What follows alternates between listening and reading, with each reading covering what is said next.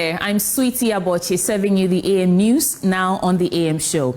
Starting with, the Accra West region of the Electricity Company of Ghana has declared war on illegal connections, blaming the practice for massive revenue losses and frequent power disruptions. With a renewed crackdown, task forces are hitting the streets to identify and penalize offenders. But beyond the financial toll, officials warn that these illegal activities also pose serious safety risks. We'll tell you more in this report.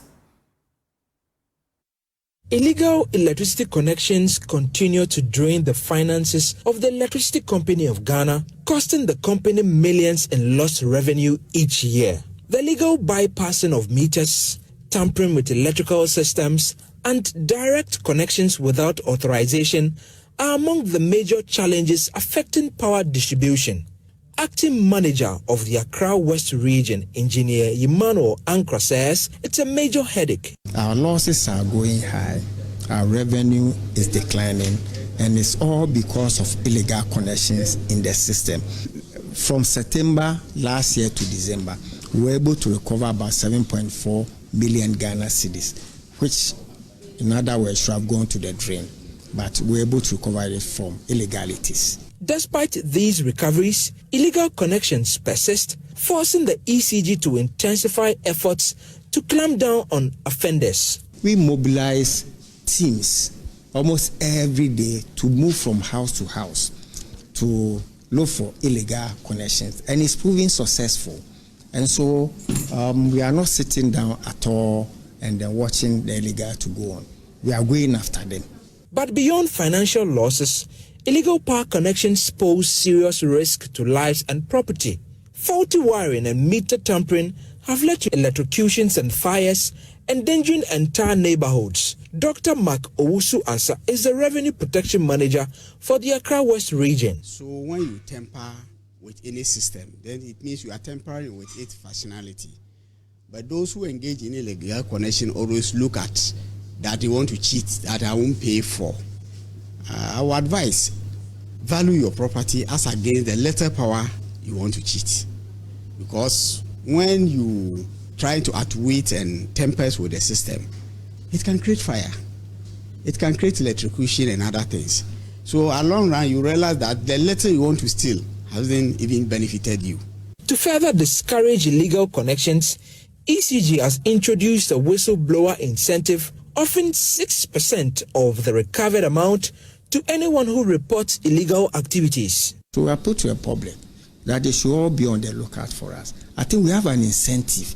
If you arrest somebody for illegal, we do recovery. We give you 6% of the revenue. And so we have incentive for them. They should also be on the lookout and then report any person who does illegal connections, and that will be rewarded.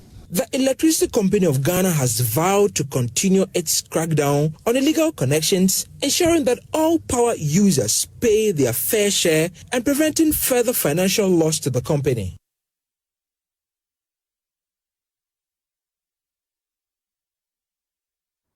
Ghana's immigration officials at the Kotoka International Airport have added a new skill to the arsenal: Chinese language proficiency. It is aimed at improving service delivery as the number of Chinese travelers to Ghana continues to rise. The initiative aims to break language barriers, enhance communication, and ensure smoother passenger processing for Mandarin-speaking visitors. My colleague Jacqueline Asamayabwa visited Kotoka International Airport to observe firsthand how immigration officers are using their newfound language skills to interact with travelers. At Kotoka International Airport, an immigration officer confidently conversing in the Chinese language, Mandarin, with a newly arrived Chinese national, a scene that would have been unlikely just months ago. This officer is one of the several who have undergone specialized language training to enhance communication, break language barriers, and streamline passenger processing for Mandarin-speaking travelers. Ghana's relationship with China has expanded significantly over the years, driving trade, tourism, and diplomatic ties. But amid the signed deals and rising investments, language remained a challenge. In our service delivery, I think we should be able to meet each group at the point of his or her need. Yes, and let me draw your attention to the fact that it's not only Chinese that we study here. We have officers who are also undertaking French course, Spanish, but they are in very few numbers.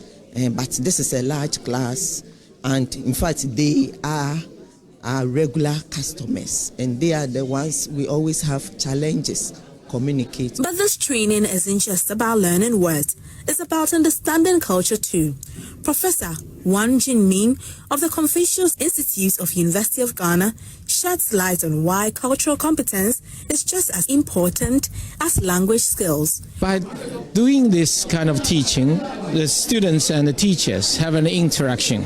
So actually, maybe there's some misunderstanding of the relationship between China and Ghana, but we know the friendship is always there. So by doing this, you will see we knew each other more.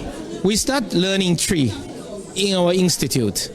You see, at the saying, Mida say, your friend me, Jimmy one. So yes, the basic tree language. We know the language is so important when you talk in other people's language. For the newly trained officers, the journey to mastering Mandarin wasn't exactly smooth sailing, or should we say a walk along the Great Wall. But they believe the skill will make their work more easier and efficient. Yeah, you know, the place has a lot of passenger traffic, so sometimes you have to skip classes to attend to the passengers as well. And so these are some of the challenges. As the statistics of our passenger inflow, you bear with me that China's presence in Africa, when it comes to the economic and diplomatic presence, is actually growing. Yes, so it is just prudent that as officers, being the front line, we have to take their language very serious. You know, in this day and age, gone were the days when we're only learning French as a second lingua franca. But now we have gotten to know that learning another additional language, which is the Chinese language, would help a lot. With Ghana-China ties growing stronger, could this be the beginning of a multilingual immigration service? Jacqueline Ansuma Hibwa, Joy News, Kotoka International Airport. Ning Hao, Wajao, Chief Superintendent Linda Asari.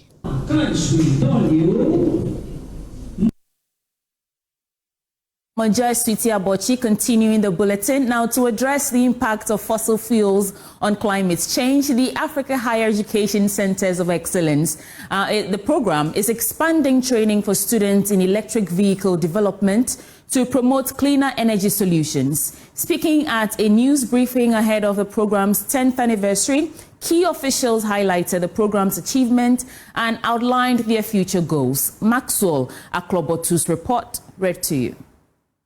The Africa Higher Education Centers of Excellence ACE program, a World Bank-funded initiative, aims to enhance postgraduate education, research, and innovation across Africa. Since its launch in 2014, the program has supported selected universities in becoming regional hubs of excellence. Ahead of its 10th anniversary, set for April 7th to 10th, key stakeholders highlighted the program's major achievements over the years. Professor Eric Entry Ofosu, Director of the Regional Center for Energy and Environmental Sustainability at the University of Energy and Natural Resources, emphasized the need for expanded student training under the ACE program to drive the transition to cleaner energy solutions. At the Regional Center for Energy and Environmental Sustainability, we look into energy sustainability. One of the key things in this world now today is climate change, where we're trying to transition into clean energy. So we're looking at energy and its application in various forms. And so one of the energy applications is in transportation. And one of the biggest contributors to climate change is fossil fuel use from transportation. One thing that RCs we are looking at now is to build the capacity of the youth in this. It will create a lot of jobs. So we're looking at setting up a maker space so that from next year we'll introduce what we call a skills development course so that the youth can come in. We train them how to convert these vehicles from fossil fuel to e-mobility. Dr. Sylvia, Senior Program Manager at ACE, highlighted the program's success in training a large number of students while reaffirming its commitment to gender equity.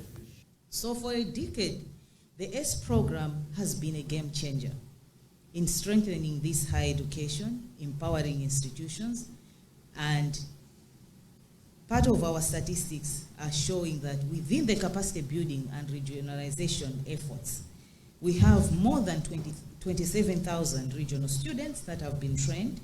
That's fostering cross-border knowledge and exchange.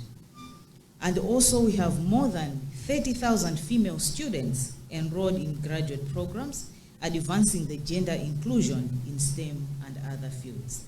Dr. Edmond Alandon, Deputy Director for Policy and Planning at GTEC, highlighted the support provided to the ACE program and expressed optimism that it will continue to drive innovation and advancement in higher education.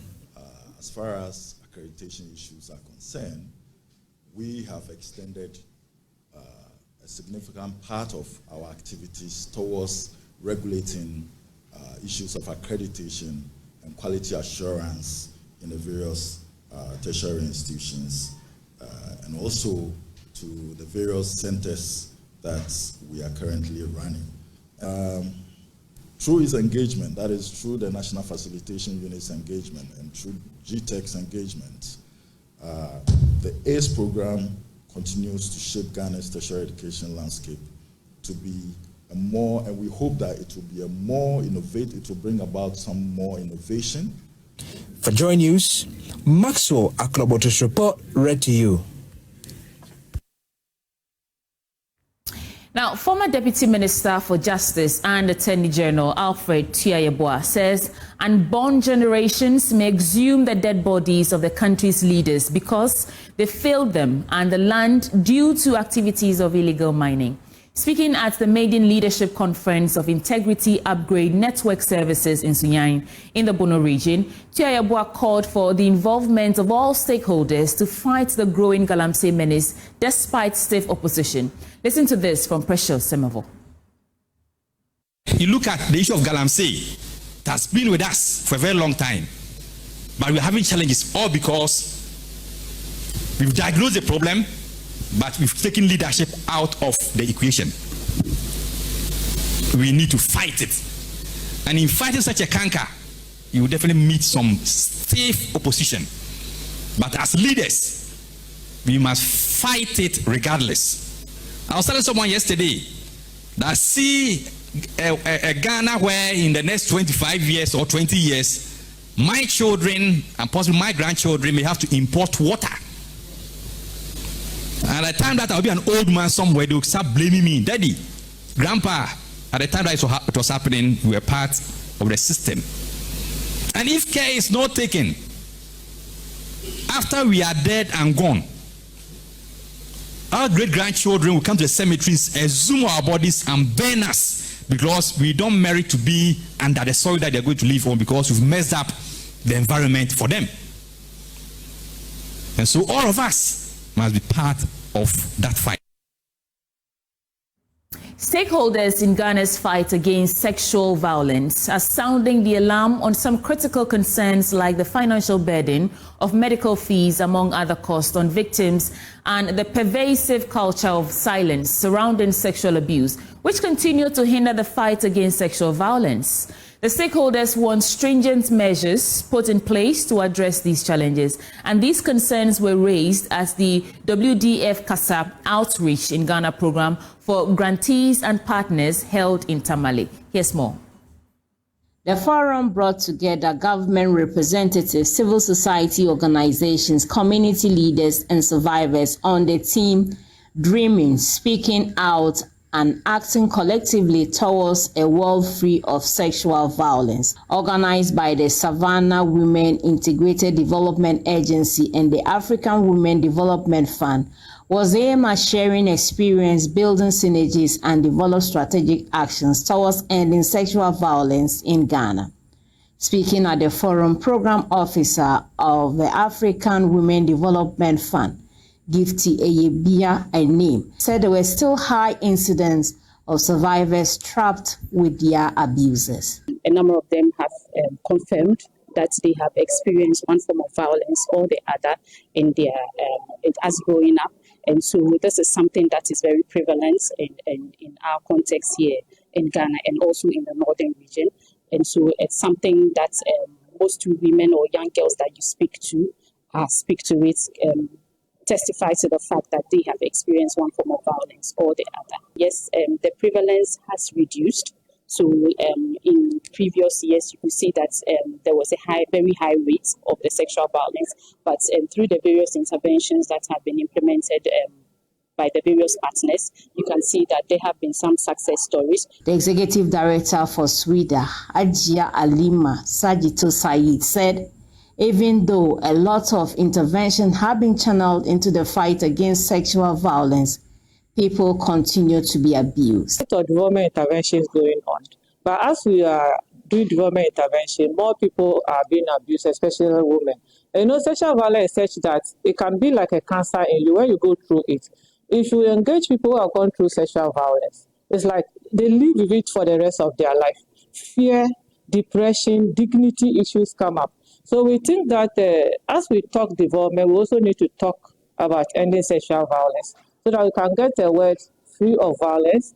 People can be free to live, there will be no fear, and people can go about their daily life. The Queen Mother of Mangpan in the Bupe traditional area of the Savannah region, Bridget Bewuriche Barkisu, on her part raised concerns over the victimization of victims of sexual violence. In sexual violence, in most of the times in our local communities, the victim becomes the subject. Even in our marriages, when you go to our local homes, a woman works the whole day, she's tired in the night, the husband comes demanding for sex, she's not able to offer it, she's beaten. And the following day, when she asks why she was beaten, and she says, oh, she couldn't offer sex to the husband, and that is why she was beaten, they rather see her as the victim.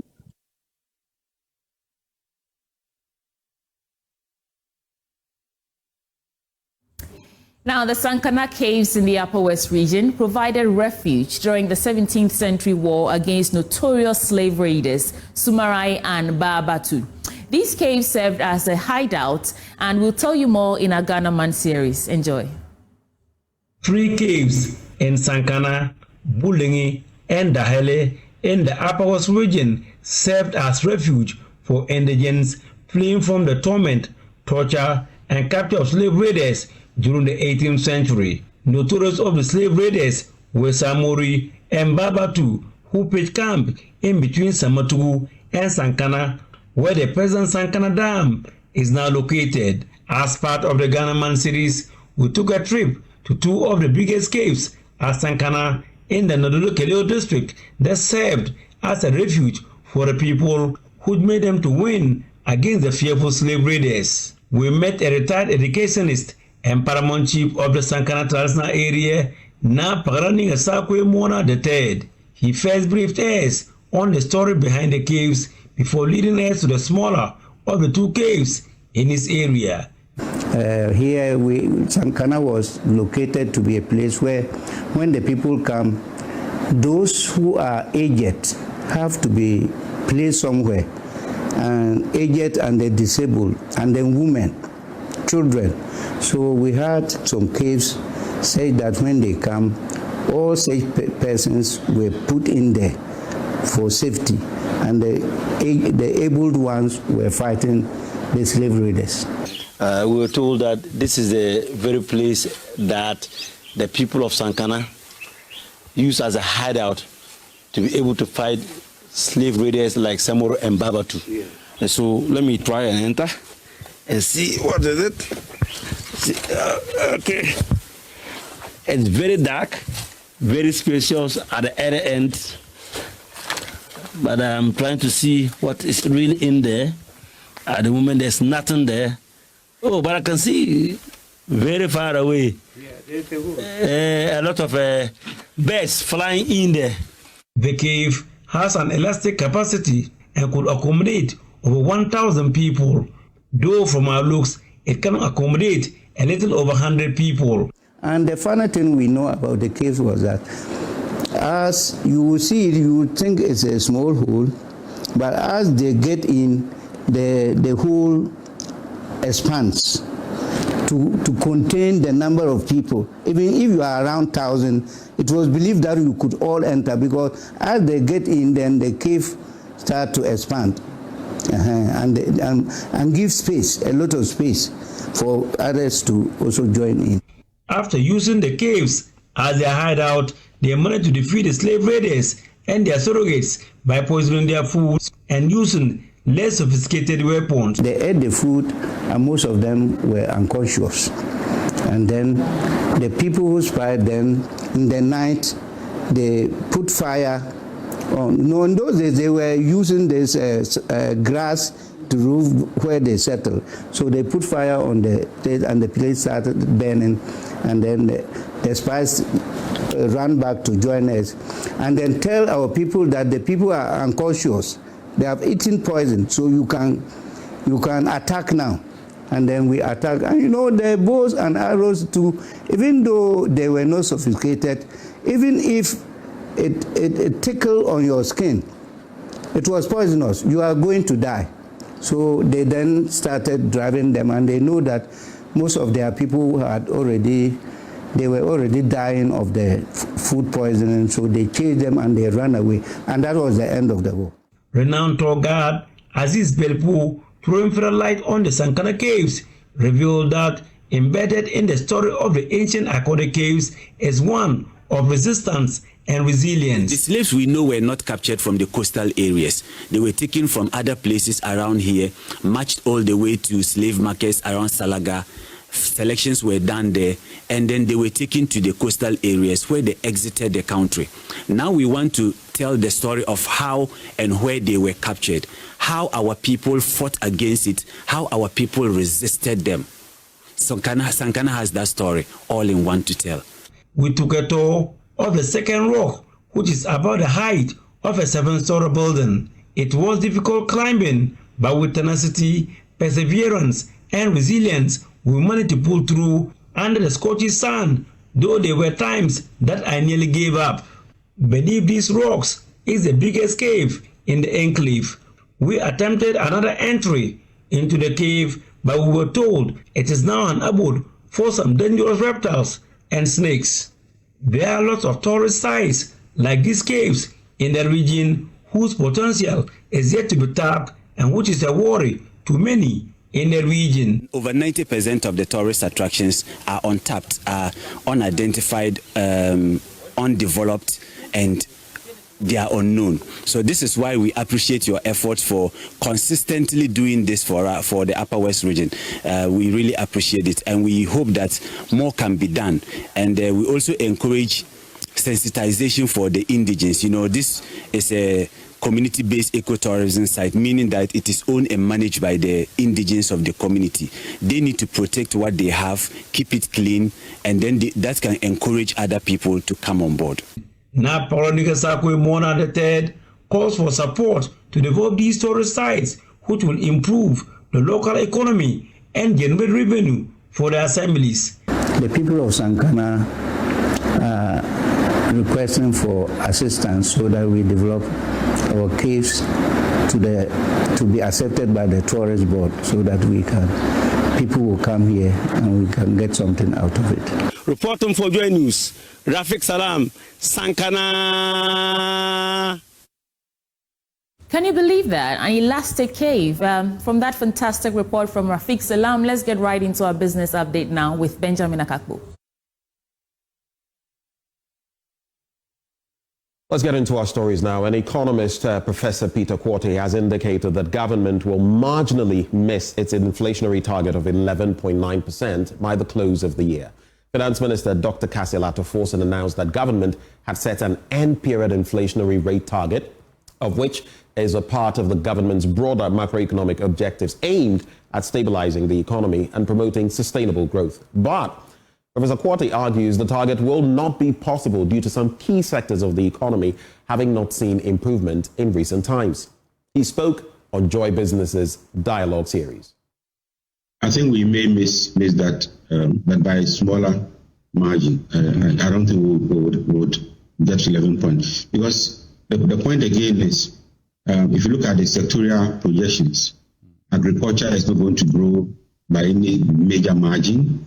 Our food production is not going to increase by any, and food inflation has been a major problem in this country. So within a year, I don't see us bringing food inflation down. Exchange rate depreciation, maybe we might minimize exchange rate depreciation, but bringing down inflation to this level, I think might take longer than just within a year.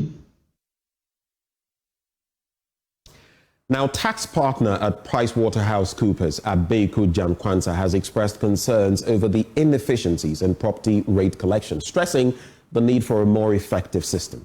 Speaking on the Joy Business Dialogue series, Mr. Kwanzaa urged the authorities to simplify tax collection platforms to enhance compliance and improve revenue generation. Dealing with property rate should have been relatively easier than even dealing with income taxes. And the reason is simple. The reason is simple because unlike people being able to dodge a lot more from income taxes, with property rates, they are typically on buildings. These are landed properties that you can easily trace. So when we go back to the criteria that I set out from the beginning, robustness to avoidance when it comes to property rates are relatively lower. But we are having issues with that. The first issue, obviously, is the issue of people asking themselves certain fundamental questions that even if I want to say that that is indeed my property through registration, I'm going to struggle to get titles to those properties. As long as government is unable to restructure the system such that people can easily lay claim on their properties, they will find out reasons why they would not pay those properties.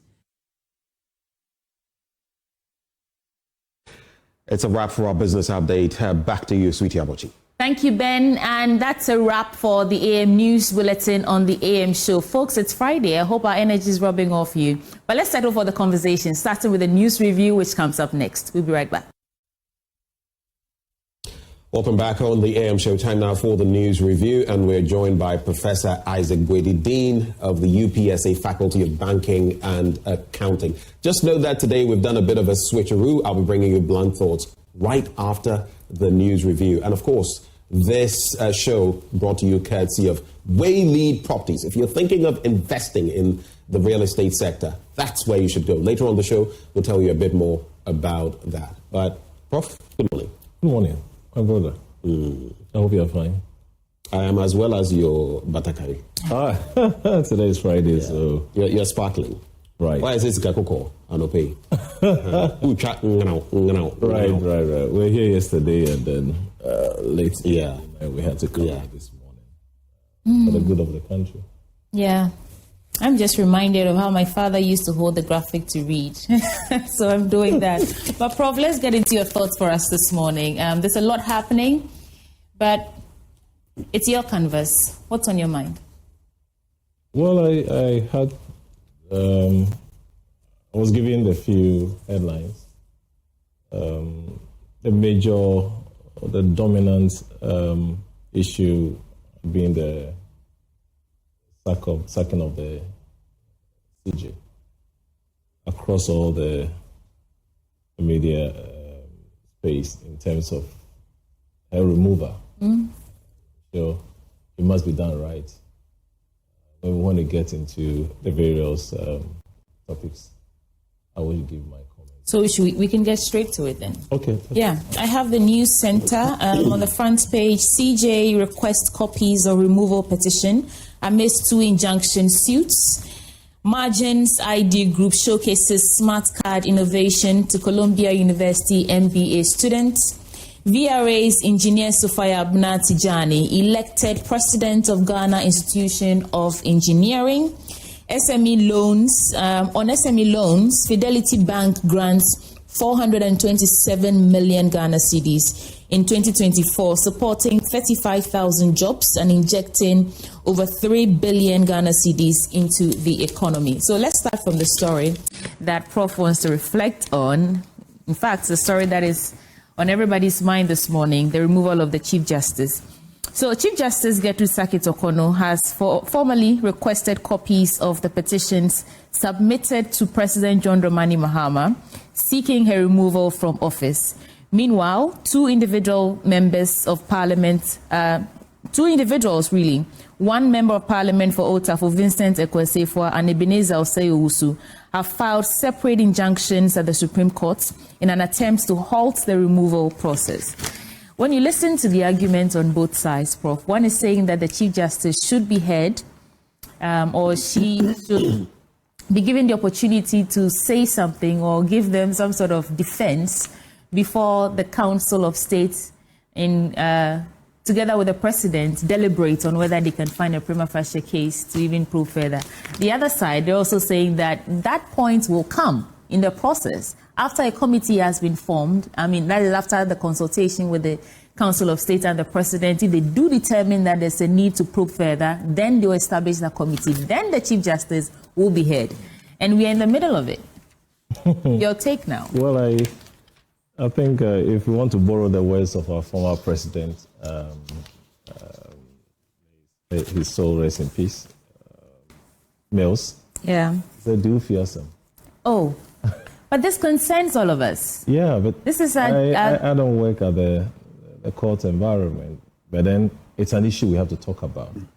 Ordinary people will say don't talk about it because that is not what you wake up every day to see. But we should expect this. The government has the right to appoint and disappoint. It's a normal practice of any administration that you can't question the president when he decides to appoint, and we can't question when he decides to remove someone. And anytime there's a transition, we expect this all the time. It's not the first time, it's not the second time. But although we can't question who the president chooses to appoint or disappoint, we can question the processes, the procedures that he follows or otherwise to make these appointments and disappointments. Yeah, I'll get there. Okay. So we have no right to question or not. But the problem we have here, when can we stop this?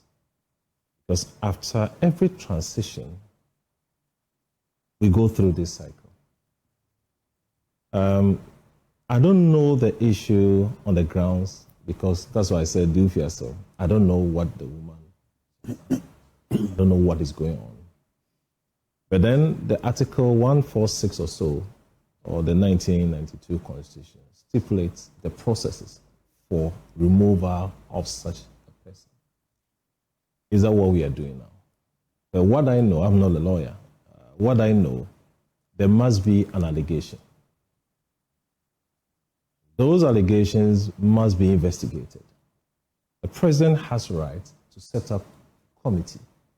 And that committee the membership must be experts in that area. And we have people that must be put in place to investigate and check and find out. Is that what we are seeing here? If that is so, I don't have a problem. But then some of these issues must not be in the public domain for discussions. At times it can be, if you think that a woman has done something wrong, you need to remove her. So be it. Put the issues out there. If you want to set up a committee, please set up a committee. We get up in the morning and we hear on other media platforms, you're going to be fired, you're going to be fired. You know, such a position is not, she has something to do for the country. Is that what is happening now? Last week, this issue came out. It started last week. It became a running story last week. And I was a bit worried because when we wake up in the morning, we hear some of these issues. It doesn't augur well for our democracy because domestically, internationally, people who observe what is happening in Ghana. And we have been, Ghana, our democracy, we have not gone far, but at least we've done well. You know, some would disagree with you that it actually strengthens democracy when the whole country locks in on a conversation that borders on our justice system and, who heads our, these institutions and how they are put there or removed, going to the Supreme Court for interpretation. We are all weighing in on the conversation. That is how we produce a framework or a constitution, a working document that suits this era and meets us at the point of our needs. Now that they're going to the Supreme Court, these arguments are pouring in. I hope that we'll be able to bring some finality to the matter. The next time a Chief Justice is going to be removed, we don't have to be running to the Supreme Court back and forth. Isn't that strengthening our democracy? But that's not the manner in which we are doing it. There must be grounds for misconduct. Or, we have various reasons why someone needs to be removed. The CJ must be removed. Is that what we are seeing now? Okay. I have no idea. And I am not the one to go for, and she's even requesting for delegations. That's not the manner it must be done. If we have something to do in terms of removing her, we don't have a problem. Right. We should state the fact clear, and then she also, because she doesn't need to request for what she's done. Ben is a student of law. I'm curious to hear what he has to say about this. Looks like we are fighting between laws of natural justice and procedures set out to remove the Chief Justice. As for Audi Alteram Partem, it's a basic What's the name of natural justice. Listen to the other side, right? Yeah. Right. But in all of this, I am a bit... So in that request, if you look at the Ghanaian Times newspaper, she then humbly requests that she will get the petition or the petitions against her. In fact, she says before the possible setting up of a committee of inquiry under Article 1467, she would like to get the benefit of the doubt of what exactly the petition is against her. But before I go to 7, right, let me just read what Article 146 of the Constitution says. It says, a justice of the Superior Court or a chairman of the regional tribunal, and of course we know what has happened to that, shall not be removed from office except for stated misbehavior or incompetence or on grounds of inability to perform the functions of his or her office arising from infirmity of body or mind. Then it says, such a person, of course, I'm trying to cap it off, of the regional tribunal may only be removed in accordance with the procedure specified in this article. Then it says, if the president receives a petition for the removal of justice of a superior court other than the Chief Justice or for the removal of the chairman of a regional tribunal, he shall refer the petition to the Chief Justice, who shall determine whether there is a prima facie case.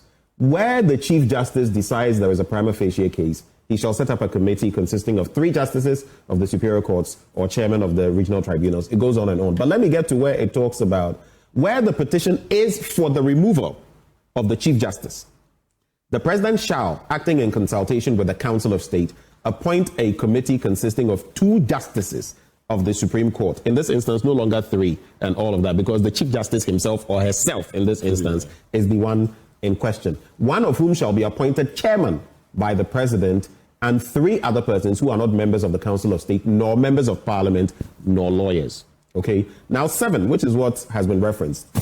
The committee appointed under Clause 6 of this article shall inquire into the petition and recommend to the President whether the Chief Justice ought to be removed from office. And then it talks about how all of these ought to be held in camera, right? It's not supposed to be some, public hearing where someone's reputation is torn to shreds. But my curiosity here, you mentioned that the president has the power to appoint and remove. The president does not, in fact, even in bringing in a new Chief Justice or justices of the superior courts, there are processes that are followed from the Bar Association and recommendations made before any such actions are taken. The president has no power, and I believe that statement from Felix Kwakye-Ofosu mentions it. He neither requests such removals when it comes to, because the organs of government have their own procedures. But it has stated clearly, if a petition is received, and under Nana Addo Dankwa Akufo-Addo, a petition was received. Professor Koku Azar sent in a petition for the removal the Chief Justice. Unfortunately, it came into the public space, but it was dealt with when before the Council of State. It came back. The president said there was no prima facie case established, and that's how it died. So I think the hue and cry here is a bit interesting, but at the same time, the rules of natural justice must be followed. And in any case that you would have in court, you would have to let whatever information you have give access to the other side so that they can prepare. If not, what are they coming to courts to do? Are you going to ambush them? So these are the two sides to the conversation. But as for the president, he's merely like a conveyor belt. I received the petition. The law says I should forward it to the Council of State. The Council of State gets back to me on whether there is some prima facie case. If there is, then the right processes are followed. This group is constituted, and then they determine whether this person indeed must be removed. It's as simple as that. So I don't know why this back and forth about this and that. The president himself has done nothing in this regard. Politics playing out. You know, I listened to the president 2 days ago. He's mentioned that it was because the polls or some surveys have said that our judicial system needs some review. He nicely just puts it on polls and surveys, that it's not out of his own, should I say, whimsical and capricious intent, but it's what the people are asking for. That's why these processes have been triggered. But people are worried when it starts like this, and that led into the same issue when the IGP was also removed. It started like the same way. So when we see... but the difference, Prof, just by way of... For the IGPs and the rest, the president, yes, some consultation will go in there, but the president, as we've known it in the Fourth Republic, will determine that, look, yes, consultations, I agree. But in the end, the president will determine, hey, okay, IGP, I thank you for your services, early retirement or something, proceed on leave and something like that. But in this case, it is much more strenuous per the Constitution in what must be done. This is not one of those hire and fire situations. We ensure transparency and fairness. I mean, it's fine, you know. But in all this, I'm sure we need to also intensify public education on how to combat some of this misinformation in the public, especially some of these processes. A lot of people are not aware of how to even remove a CJ and all that. If we intensify public education on this, I'm sure we'll not sit here today scratching our head. Which is why I think this is important. So now people will read for themselves, people will ask the right questions, and then going forward, there'll be more people who know the processes than few. So you keep educating us. Let's stay on the judicial system, because the court to hear bail application of former NSB boss wife today. So a human rights court will today hear the bail application put in by Kwabena Edu-Boahen, former Director General of the National Signals Bureau, and his wife, Angela Ejay Boateng. The couple are seeking bail at the court pending investigations by the Economic and Organized Crime Office. They are said to have filed a motion against Yoku and the Attorney General following their inability to execute their bail while in custody. So we're looking forward to that. That's also another interesting topic that Ghanaians are all locked in on. But just by way of information, the court has set April 2nd to hear the injunction application against the processes to remove the Chief Justice. And I think that will be it for the news center. Prof, you can reflect on Edu-Boahen's hearing today. Honestly, is it the guy who... Yes. I'm yet to get a story. National Signals Bureau. Yes. The one who recently came back into the country, and the whole bit about using money meant for a cybersecurity, software or system, and misappropriating funds, allegedly. Well, early days yet. Oh. But then once you allow the institutions to work, I have no problem. It's a running story, and the date is yet to be set the court for hearing. And once we allow our institutions to work, we are accepting the outcome that we given. Okay. Let's get into your paper. Well, the Inquisitor, Joanna Jane Exposed, won her preferences to be named feel free to criticize my government, Muhammad to GBA. There's something on, and I'll touch on this, there's something on SMEs later on. Fuel station to operate 24 hours. MPA boss calls for security agency support. The same story, 24 hours. Are they operating 24 hours? They want to begin doing that. They're asking that some systems be put in place before they can kickstart that. And they are? Of course, things would have to be put in place like street lights, Yes. policing, police officers there to ensure that robbers don't have a field day. I mean, once or twice, a few times, I've had instances where, you go somewhere and you were thinking, oh, let me buy fuel. And then by the time you realize it, okay, it's pretty late in the day. Now you need the fuel. I mean, I got caught once. It was bad. I went to watch a production at the National Theatre. And it was very low, but at the same time, National Theatre productions, you want to get there, else the whole place will be full and all of that. Fine parking. So I go there and now I finished and I realized that, hey, it's past 10 o'clock. Yeah. I had to go through Central Accra, every total other places all shut down. I'm not trying to hype any. That was the first time I even went to Zen. If you notice, where Coral paint, is it Coral or something paints? Where the AUCC. Yes. That so from Accra Poly, you come back, then head as though you were heading towards Circle. That's where I got fuel, and I heard that they went a bit. I don't know whether it's midnight or throughout, but there are times where you'll be hot. And you may need that. What my curiosity is, though, is how many people would patronize such a system. But that would also be dependent on if there's an active economy at that point. If people are engaging in nightlife, eating, whining, for those who want to dance and do discotheques, and if people are doing that and there's a vibrant business going on apart from these, then maybe people would want to, then there would be a market for them. But if not, then again, you would ask yourself, maybe there'll be attendance there overnight without any real. I mean, you're right. I was going to say that we have a vibrant nightlife here in Accra. And so I was actually under the impression that some fuel stations operated 24 hours already, because every time I've been out late and I needed to buy fuel, I'd almost always get a fuel station that was working. Around what times? Latest 2 a.m. I'll find one. Well, you do? Well, yeah. Especially the airport, is it called Airport Shell, thereabouts? Okay, I think Airport Shell is one of the, hours. I think maybe because of its location close to the airport, they seem to have something. But most places, I don't think past 10 p.m., 10:30 p.m. Are working. And at dawn, when you're coming to work and you need to buy fuel too, and I leave home around 4:30, and that's the one that feeds into your argument that we need systems in place. Sometimes the place is so dark, especially that beach road, no street lights, and you're even afraid to enter the fuel station. What if there's nobody there and someone attacks you? So I think that's what they're trying to put in place: security, personnel, all that, before they can start the 24-hour running of our fuel station. But my dear, you realize that the GDP figures of you mentioning don't come from the sky.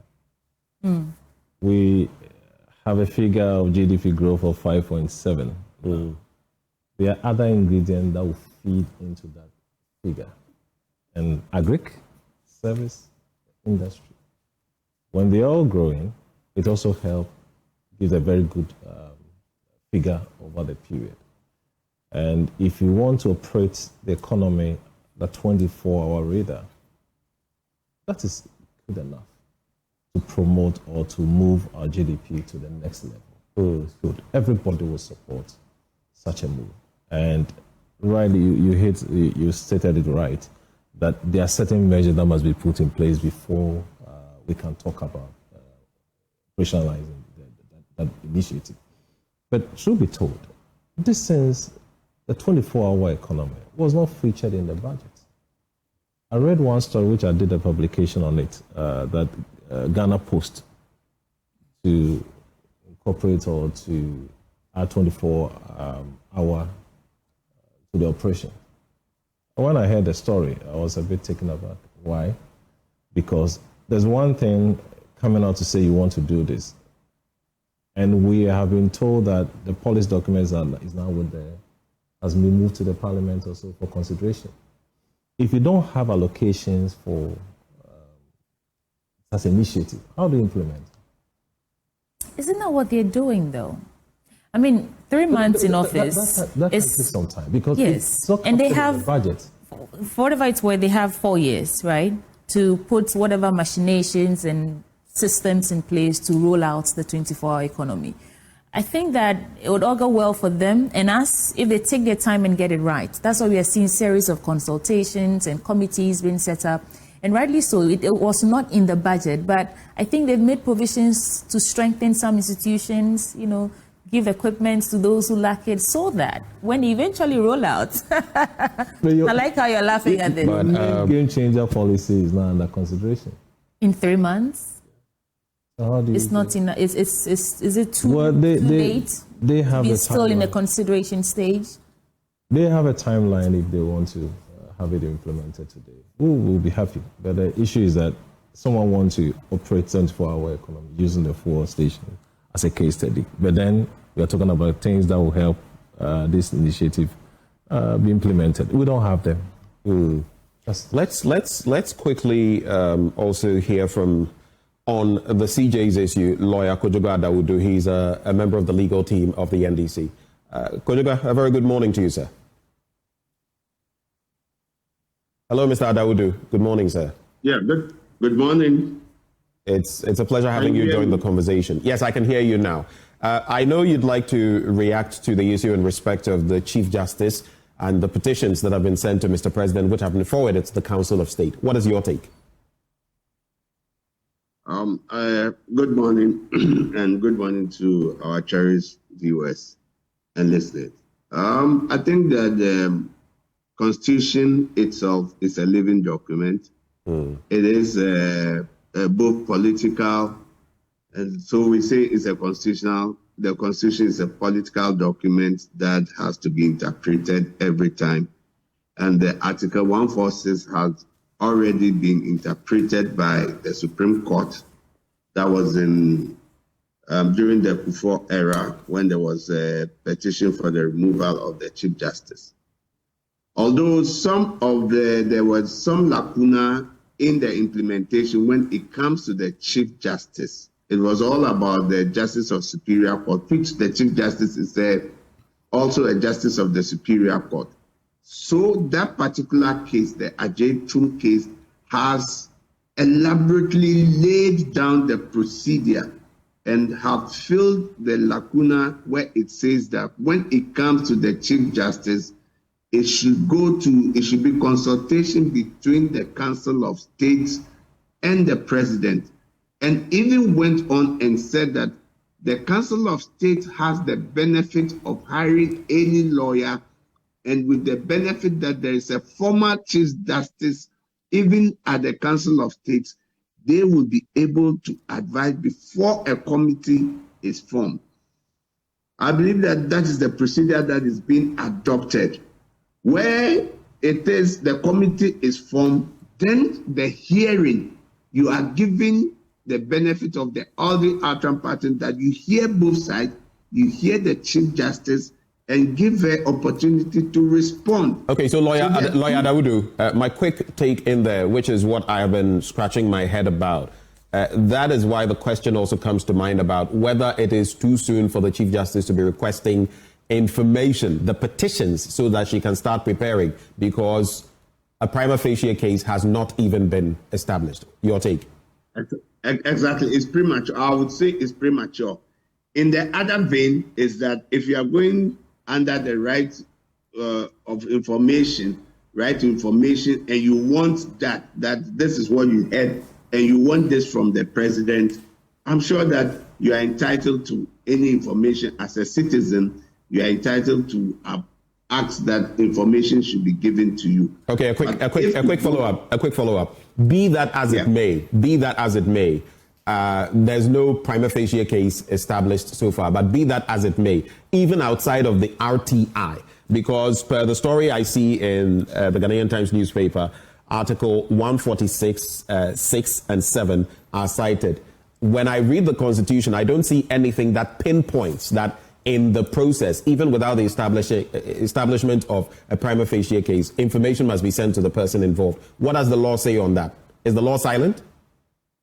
The law is silent. What the law in our J2 case, when interpretation was being given, is that if it comes to the Chief Justice, then it should go to Council of State. After Council of State and the President determines that there's a prima facie case, then a committee is established where the Chief Justice is now given an opportunity.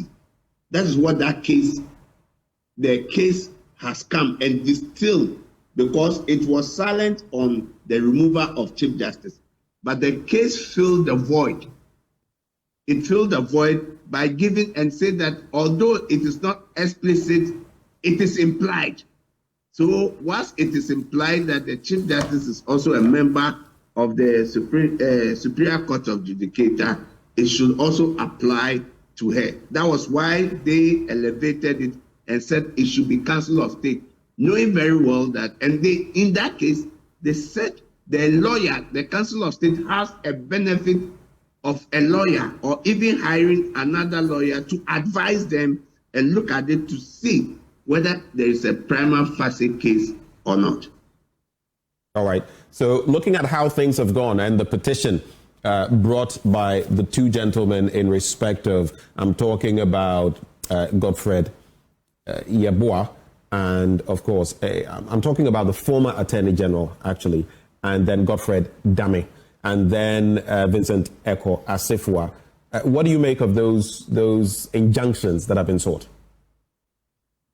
I think that in the first place, yes, it's a right of everybody to go to court. However, I think that when there's a public duty imposed on the president to exercise his function in the public duty, you cannot stop him. Also, whilst the president is in office and you cannot bring any action against him. So let's see how it will go. But I think that for me, it is premature. She has the opportunity to be heard.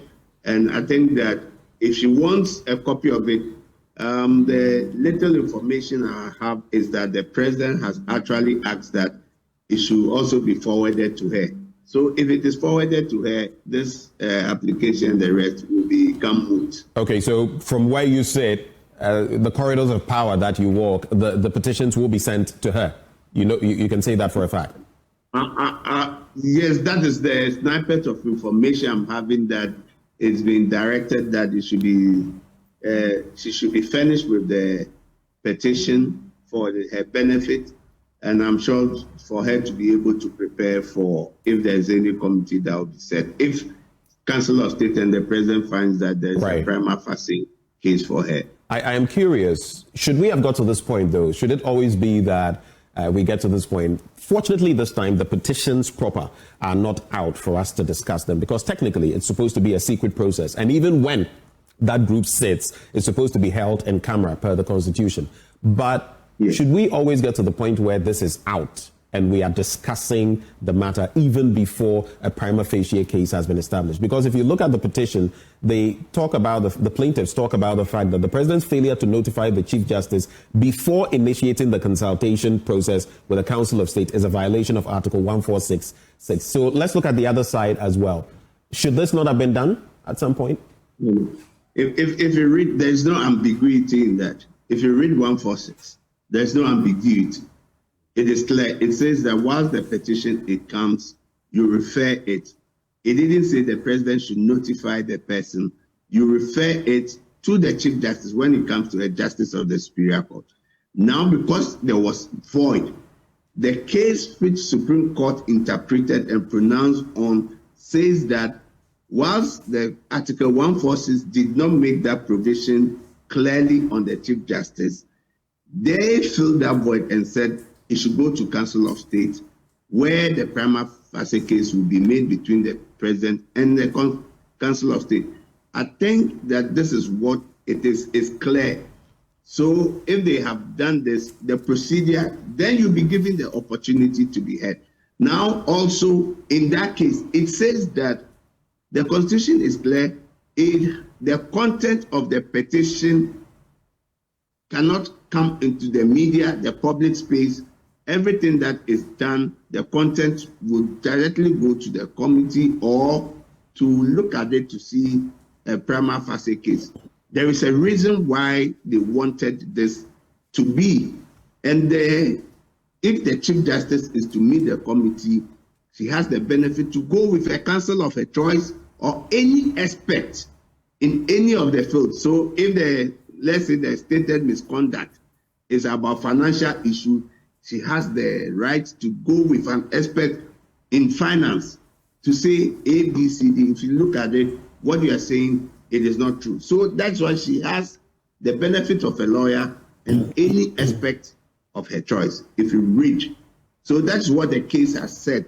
And it said that opportunity, you cannot go wrong. But at this stage, it did not ask that, give her the distance. But I think the president, by my information I'm getting, is that it will be, she has asked Council of State to forward the petition to her so that she can also study and hold herself in so readiness if they find any prima facie case on that.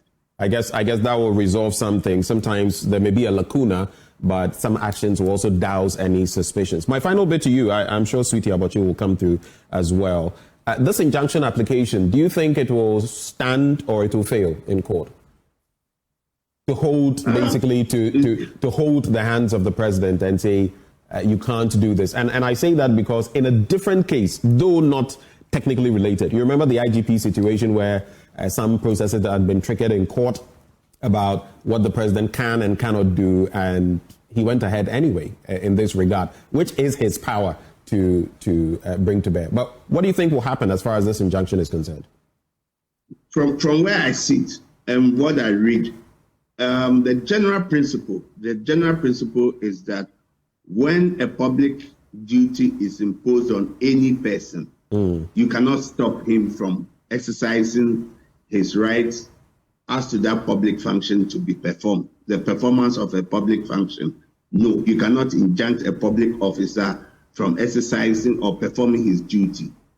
It will only be injuncted when there are exceptional circumstances, because once the matter is there and he's allowed to perform his duty, unless it affects your human right or it is exceptional, then that is when the court would say. Two, where I sit is that it is clear that once the president is in office, there cannot be any criminal or civil matter against him.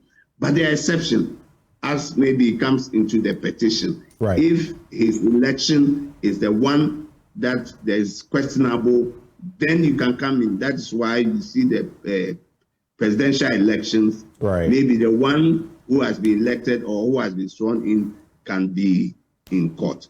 But what I see from public policy and others, as by the court itself.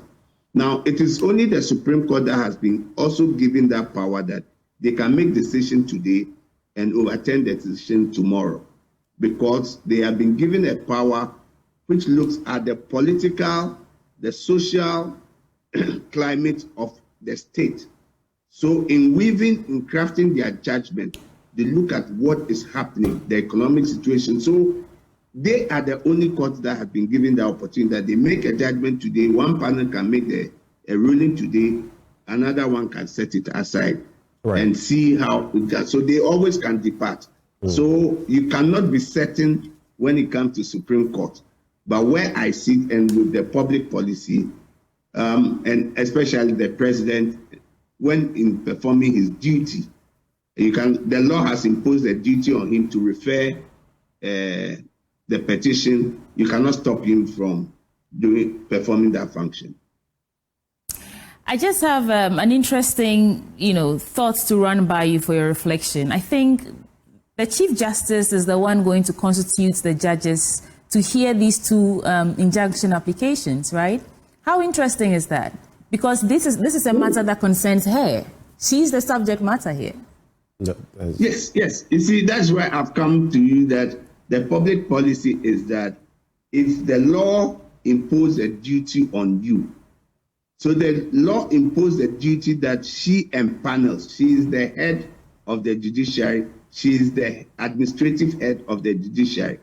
So even if it affects her, the moment the law says that this is your duty, you have to perform duty, there is no conflict of interest because the law says that you have to do ABC. So even if it is against her, that was the case in Ajay Tum, where the case was against the Chief Justice. And they were saying that no, the Chief Justice cannot empanel. And the court said no. There had been precedents, even that's around 1972, the Salah cases, or the Chief Justice has that duty and has to perform that duty. You cannot say that. I guess what I'm trying to say is there not a reasonable chance that whatever when she constitutes these judges, she might pick people who might be favorable to her? Is that not something that could happen? Lawyer Adawudu, before you answer that question, 146.6 says, where the petition is for the removal of the Chief Justice, the President shall, acting in consultation with the Council of State, appoint a committee consisting of 2 justices of the Supreme Court, one of whom shall be appointed chairman by the President, and 3 other persons who are not members of the Council of State, nor members of Parliament, nor lawyers. Does this not answer that conundrum? Does it not? No, there are 2 things here we are comparing. One is that when you want to empanel the court, bring in judges to sit on any case, it is the duty reserved for the Chief Justice. So even if the case is against the Chief Justice, it is a duty to make sure she empanels the court. So that's one. Now the second one, what you read, is that after the President and Council of State finds a prima facie case against the Chief Justice, then they will constitute a committee. That committee will be 2 Supreme Court judges with 3 other people. Let's also but that is the exact point I want to make. I just want it to be clear in the minds of ordinary Ghanaians. So when it comes to this committee, the Chief Justice is not going to be the one impaneling, right? Yes. Exactly. That's all I wanted to. But when it comes to impaneling the court to hear a case, it is the duty of the Chief Justice to do that. Now let's clear the doubt and say that to rise as a judge or even a lawyer to sit at the Supreme Court, excuse my language advisedly, they are not stooges. At least there's some modicum of integrity, even if the person is your favorite. When the law is on your side, it is on your side. If it is not on your side, it is not on your side. Yes, they may be impartial, but they'll be objective. That's why I say that to rise to that position, there is some modicum of integrity everybody knows you will do. But yes, maybe everybody has some sympathies, some allegiances. It may come in. Once it comes in, you would see their judgment will reflect what they think, where they stand, and that integrity. And the law is the overriding objective. So once the law says AB should be done, ABC will be done. Well, I'm glad to hear that there's no concern at all that the judges who will be constituted by the Chief Justice to hear the application, the injunction application, will be fair and unbiased. Thank you so much. That is a lawyer, Kojoga Adawudu. He is a lawyer and he joined the conversation. Let's come back into the studio for brief thoughts and then I guess maybe some headlines. Dedication processes, when those allegations and misconduct proven, you realize that it has to receive 2/3 majority in Parliament. What's that? Are you aware? What's that? I mean, if misconduct is proven in terms of her case, Parliament might have to remove her. You must have 2/3 majority. Are you aware of that? I don't know of this 2/3 majority. I know that there are some.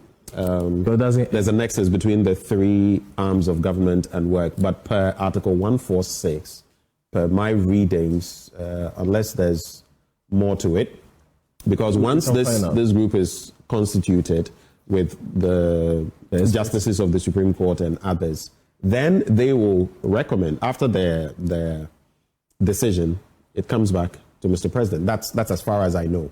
I don't know. I think there have been some instances where if some things happened then you will have to go approve by 2/10. I'm yet to find out because that's what I've also been told. So it won't end there like that.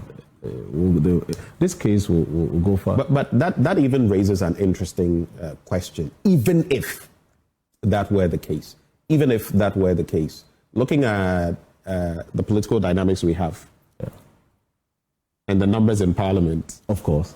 Do you hear what I mean? Anything can happen. Anything can happen, like it happened with Michael Quay versus Alban Bagman. Okay, all right. Okay, I guess that's it. Would you like to wrap with any other headline before we leave? Well, there was a story by SME's Fidelity, but I think I'll go through this. Maybe my good friend will go through that one for us. Feel free to criticize my government, Mahama to GBA. I saw this and I was happy because he allows people now to talk about his administration. Sometimes when you say something, supporters will come after you and all that. But once he opens up and say, you can criticize my government, feel free. We are all not, we shouldn't be spectators. We should help shape the nation. I would have loved another word to have been used, not to criticize, but to critique my government. That would have been more appropriate because then you are offering both positive and negative. When you say to criticize my government, ordinarily we will think that people want to be negative. It's not all the time that we become negative on an issue. Okay. We give reasons. And so just to highlight that, like I just read from 146 of the Constitution, when it comes to the Chief Justice, the process ends there. Parliament does not come at this point in time because once the process is done, what would be the essence anyway? Constitute this committee. So go to Council of State, prima facie case established, committee set up, and then what else would you do after that? So it is what it is. Right. But the Ghanaian Times held purge judiciary of perceived corruption, president to the GBA, and then some other stories we've already gone through.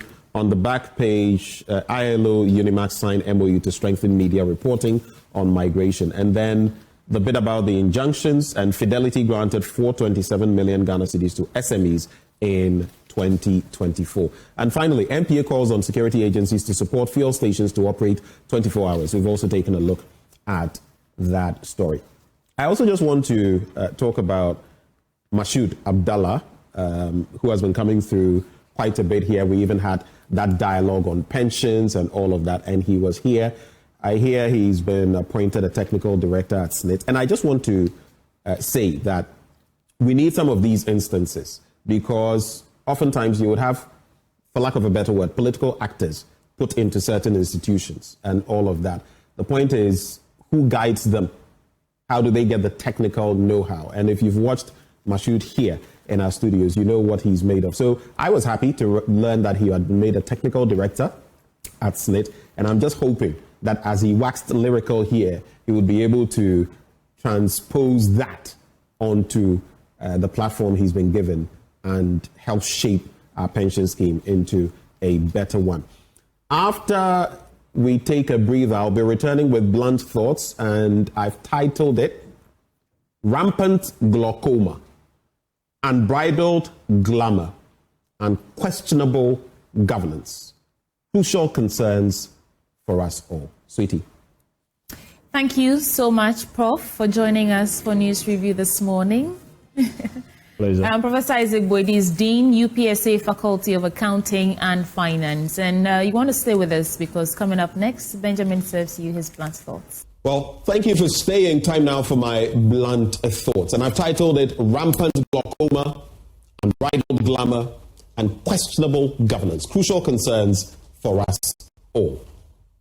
Now, I do know that there is a fire engulfing our nation, apart from the rampant fires we've had in markets and all of that. And that fire is glaucoma. So today, I'm doing something. I'm going to talk about glaucoma this morning and stay away from some of the very burning issues. And that is because it's become a national issue of concern.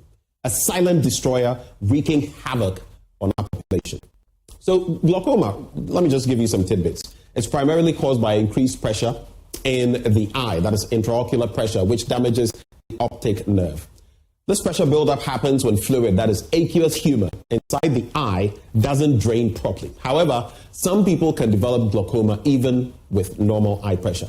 So a few things I want you to note. And if I'm talking health this morning, just as a tidbit before I get into other matters, pay attention. We all are at risk. So if you look at some common causes and risk factors, right? You could have a blocked drainage system, that's the eyes, drainage canals, trabecular meshwork becoming clogged, leading to a fluid buildup. It could be on the back of genetics, a family history of glaucoma, increasing your risk. So if you've had someone in your family with it, pay attention. Age, people over 60 especially, but now sometimes even over 40, you are asked to start checking. Those of African, Asian, or Hispanic descent are at higher risk. If you fall into these categories, pay attention. But then there are medical conditions like diabetes, high blood pressure, heart disease. All of these can be contributory factors. And then if you've experienced eye injury, some trauma to the eye, it's an increase in intraocular pressure. And then there's also the issue. And watch out for this. There are some eye drops that contain steroids, okay? Usually they would come with a pink cap, not a white one.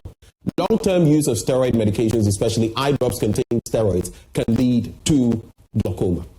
If you have thin corneas, which is a peculiar issue with some people, people with this may have a higher risk. It's on the back of optic nerve issues, where some individuals have a naturally sensitive optic nerve that's more prone to damage. Note this, early detection through regular eye exams is key, because glaucoma often develops without noticeable symptoms. You will see nothing. Before you realize, you will actually see nothing until vision loss occurs. And that brings me to my slides. Why am I talking about it? Because there are staggering details, data. Now, the prevalence of glaucoma in Ghana, what we found out is that is the second leading cause of blindness in Ghana. Second leading cause of blindness in Ghana. And we have the second highest rate in the world when it comes to glaucoma, which means this is not something to toy with, nothing to play with. But let's look at some of the numbers. Now, according to the statistics we have, 60,000 people have gone blind in Ghana due to glaucoma. And there are another 360,000 unaware they even have it. When did you get your eyes checked? When was the last time? Let's move. A few key facts, but how did we get to the point where we were the second highest or had the second highest rate in the world? In fact, the numbers sum up to about 700,000 in Ghana. It's a medical emergency. It's a national emergency we have on our hands. We may take it for granted, but can you imagine what this would mean for even the labor front in Ghana?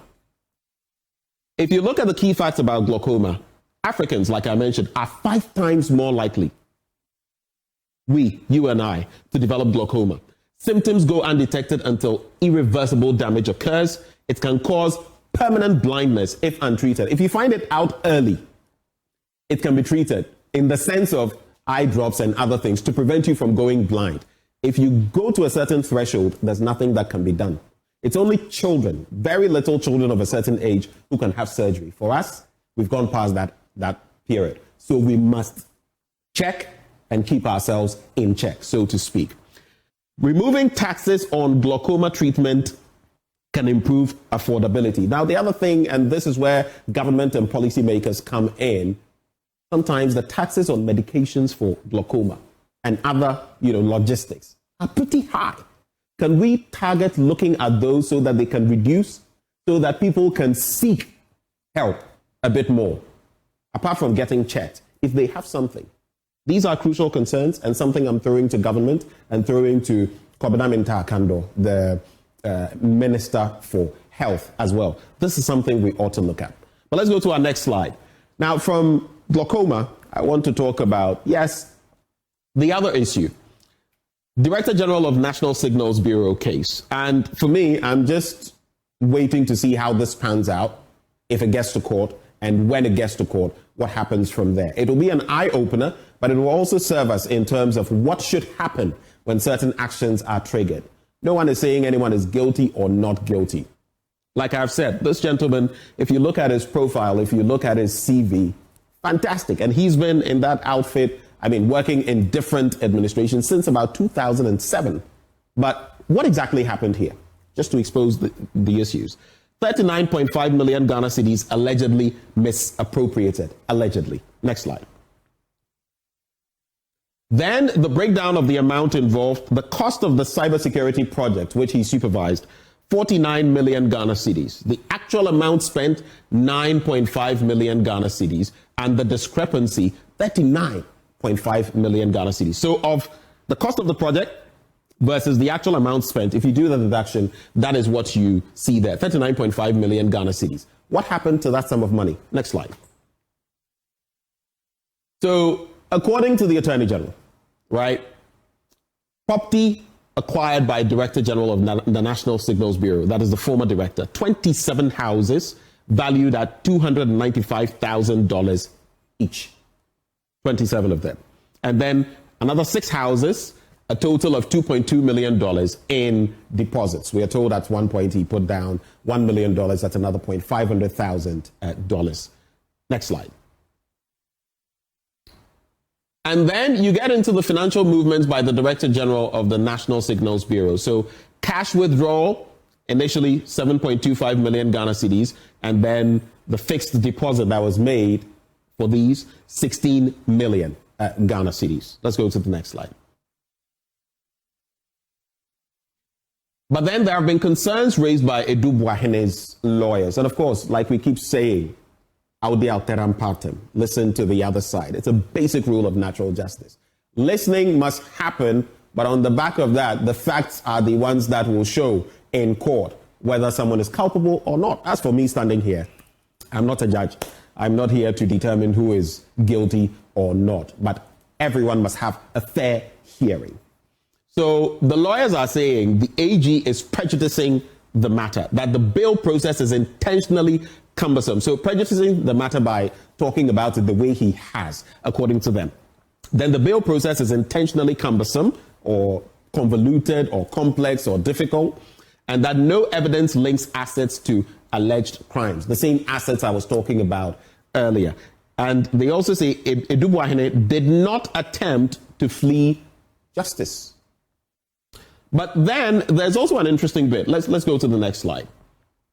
Because the bail conditions set for Edu Boahene and his wife, you know what the law says about when someone is taken into custody and for how long they can be held before they must be released on bail. Though there are some instances where some offenses may be committed or suspected to have been committed where a person will not be granted bail. And legal processes can be triggered to keep that person behind bars, at least for some specific reasons, to prevent the person from running away or something of the sort. But in this instance, 120 million, that was the bail sum or term for Edu Boahene, and then 80 million for his wife. That is what, if you put it together, 200 million Ghana cedis. And let me just clarify. Sometimes people think, oh, if it says 200 million, someone must come and put down 200 million before they are let go. No, that's not how it works. But whatever surety you put there, if these people run away, then there may be some processes triggered to recoup or to hold you liable. Let's go to the next slide then. So then Lawyer Atachia, of course, Samuel Atachia, also says the AG and EOCO have imposed burdensome and unreasonable conditions on the applicants as the precondition for granting them bail. And there's also this. Next slide. Shall we go to the next slide? Then you have the AG also on upcoming prosecutions saying, we are working on dossiers that will shock the conscience of the nation. Brace yourself for a rumble in the jungle. A rumble in the jungle? Okay, we shall find out. But from all of this brouhaha about spending as well, I just want to end on this issue because it feeds into it. Whether there's been wastage, whether there's been crime. On this ECG bit, right? I have seen recently there's talk about some 8 Chinese and a Ghanaian being apprehended for their involvement in these missing containers. But for the life of me, I can't think of it. With all the problems we've had with power and ECG, missing ECG containers at Tema Port, how can we not be able to account for 1,347 containers? How could they just develop wings and fly away? How? Like from one administration to another administration, and all of a sudden we can't find those, containers. What happened to them? I've heard Samuel Dubik Mahama, the former managing director of the ECG, also try to explain. But how is it possible that we had these containers sitting there for so long? What happened? Next slide. You look at it, so the total uncleared containers at the port, 2,941. The number of containers found, 1,134, and that's the discrepancy there. 1,347 of them missing.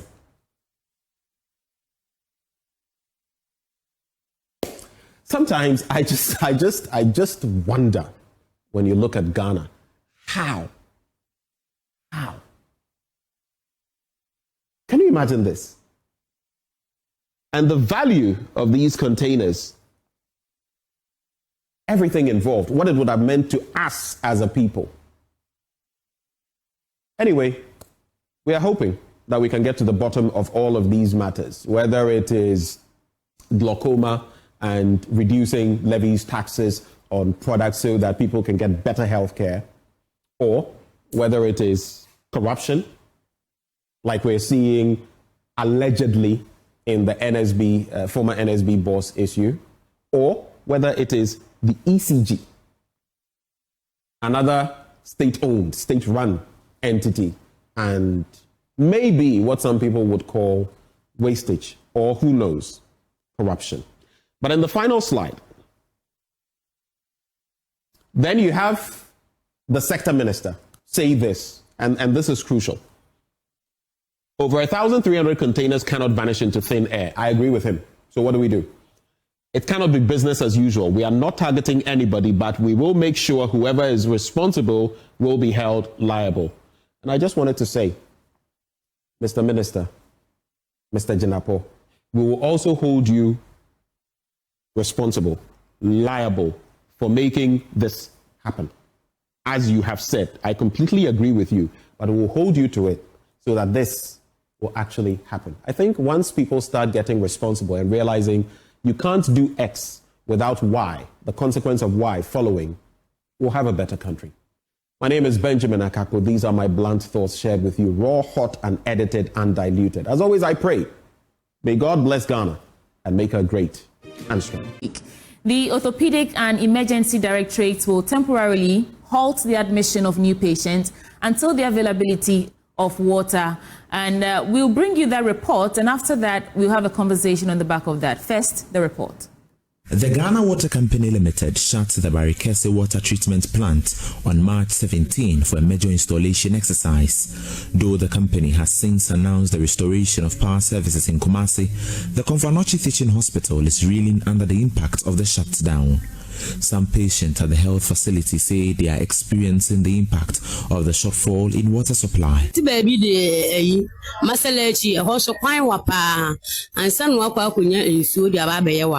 We're told to get water from Masalachi, but that place is very far. I was discharged today, but I have to send all my dirty clothes back home because I was unable to wash them due to the shortage of water.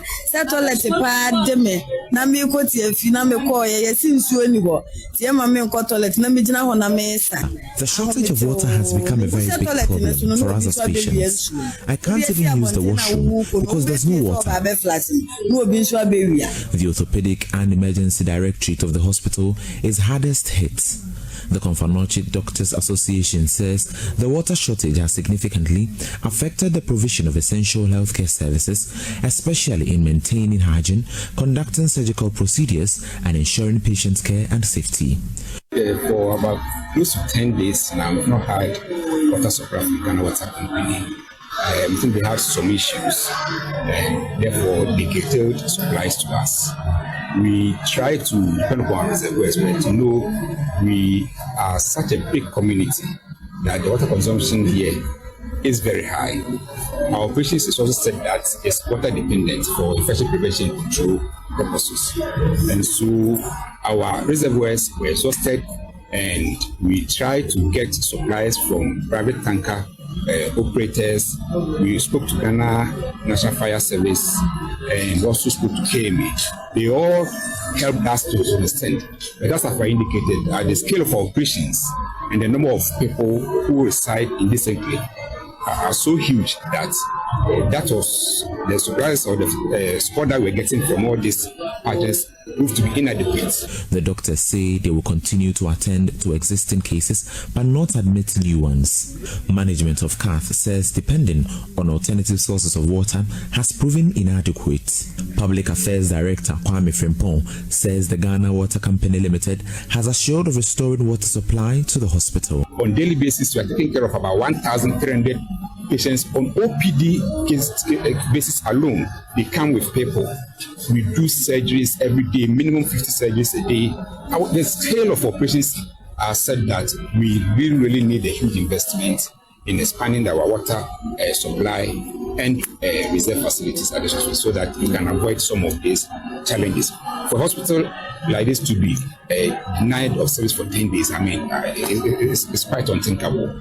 But it's something that is beyond us. We've done the best that we can. As I indicated, we've spoken to Ghana Water Company. We're collaborating with them to get us alternative source of water. For Joy News, Nana Boachidankwayadom, Kumasi.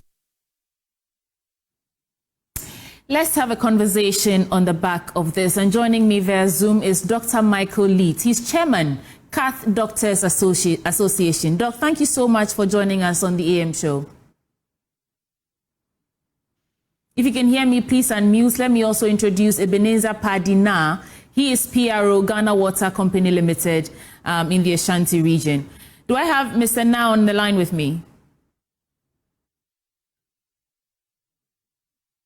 Okay, we have Dr. Leeds on phone with me. Doc, good morning and thank you for joining the conversation. Now, I know that from the reports, we understand that on a daily basis, you're admitting about 1,300 patients, OPD, and about 50 surgeries a day, yet you have no water and you've shut down temporarily. Exactly how did we get here?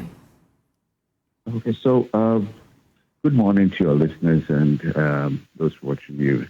I mean, I think about 2 weeks ago, we were informed, the Ghana Water Company informed us that there were going to be some mega works with the Advocacy station, which supplies competence. And yes, we as a hospital, we thought Ghana Water would redirect some water to our side.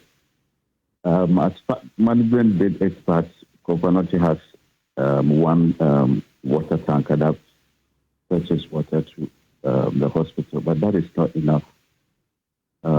If you listen to the PR very well, the quantum of cases we see over here, the number of surgeries we do over here, and I must say that if you for last year, for instance, our ambulance visits alone, Confanoche alone, I mean, if you combine all the hospitals in Accra, Confanoche get visits more than all the hospitals in Accra. So it tells you the volume of work we have over here. So just having one tanker to supply us water will not be enough. And then for surgery, we need to sterilize our instruments. We need to make sure things are without infection. And if the pressure within the system is not so much, it can power the things in our CSS. And that is how come we got it. Because if we admit patients and we can't help them, what's the need? Yes, water in the system is shut down. You can't even use your laboratory. You can't even imagine. Yeah, so that's how come we got. Have you explored any other alternative, like digging a well? Because you just said that one tanker is not enough, and the whole hospital has just one tank. Yes. So the well, for instance, yeah, in the past we tried sinking boreholes over here, and I don't know. I'm not an engineer. I'm a surgeon. So the issue we have is how deep they had to drill to get the water, and that has been an issue. Yes, we still consider that alternative, but you know, sometimes I get worried because out of the 15 regions, Confanoche is about, you see patients from about 10 of the regions. Okay. And most attention is always directed to Accra. I don't really understand why. Unlike Accra, where you have 37 regions, and University of Ghana Medical Center, you have Tema and all. You have only conference. Doc, so what happens to your outpatients and those who'd been scheduled for surgery within this time that you've suspended all surgical activities? What happens to your outpatients and these other patients who have been scheduled to go under one procedure or the other? How are you treating this right now? So we encourage these patients to go to other private facilities that have water available, because that is the only way you get treated. For those patients who don't need surgeries, who don't need admissions, those ones are being treated. Our concern is if somebody needs surgery and I can't offer the surgery, why do you keep the patient? You are rather harming the patient than helping the patient. And with our motto, first of all, you do no harm to no patient. So we directed them to other facilities around Ashanti, around Kumasi for those who like to do those services. But our other services are going on. If you don't need surgery, yes, you'll be treated immediately. Yeah. If you say all other services are going on, it means you have taken some steps to minimize the impact. Is that correct? Because, in the reports that just for some context, in the reports that was played before we started the conversation, I heard one woman saying that she can't even use a toilet facility because there's no water. So what measures have you put in place? So yesterday, the Minister of Health and then the regional minister had a conversation with the Ghana Water Company, and they assured us of shutting down some valves to redirect water into Conference. So things are now coming up. We have some water, though not enough, but things are now really picking up. Okay. I hope we have water throughout, yeah. Okay, please hold for me. Let me also engage Ebenezer Padina. He's the PRO for Ghana Water Limited in the Ashanti region. Mr. Na, thank you for joining the conversation. I understand 2 weeks ago, that's when this maintenance work began. But as we speak, it looks like Konfo Teaching Hospital is struggling to continue their services, which are very pertinent to human life. What's happening? What's the water situation there? What's happening?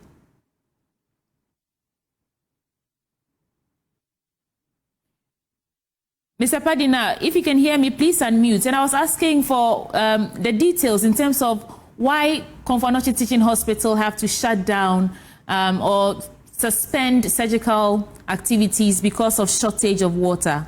What's your explanation from the Ghana Water Limited in the Ashanti region? Okay, good morning. Please, can you hear me? Yes, loud and clear. Okay.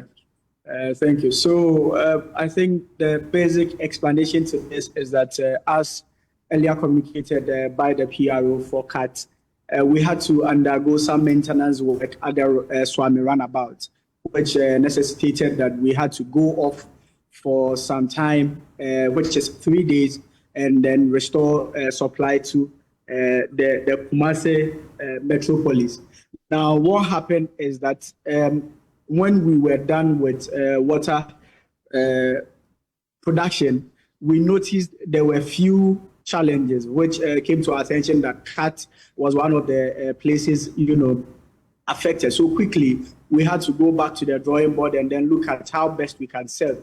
Just like they also mentioned, we've been in consultation with them. We've been looking at how to, give them alternative source. Their tankers have been coming to our yard to, fill. We understand that is not enough, but it's not as though we are not, in their need to serve them. From the day we heard of this issue, we haven't had, that luxury of sitting in the office. We've all gone to site. Yesterday, we left site at 12 a.m. The information I received this morning is that from 11 p.m. to 4 a.m., they were able to receive water, which they pumped to the hospital. As I speak to you now, I'm within their pump station. What we are also doing is because pressures have risen, because everybody is up and then there's that rush for water. We've also come to the point that we are going to increase our turns on our main lines so that there's going to be enough pressure for CAT to also receive water this morning. Right. So in brief, we are doing all we can to restore water to CAT. But for now, you started by saying, yeah, we'll come to the solutions and how we're making progress. But you mentioned that you anticipated this will take 3 days. Did you inform the hospital initially before you encountered some other challenges? You said you thought it would take 3 days, correct? Yes. Good. Did you inform Kath that to the hospital? This is to the entire Kumasi metropolis that is fed from the barricades. Right, but knowing that Komfo-Anokye Teaching Hospital has particular needs for water, this is a hospital that takes in about 700 inpatients, 6,000 staff members, 1,300 outpatients department, and around 50 surgeries a day. Did you inform them that you've encountered some challenges and perhaps you're providing some alternative ways that they can get water to continue offering the services that they do to Ghanaians?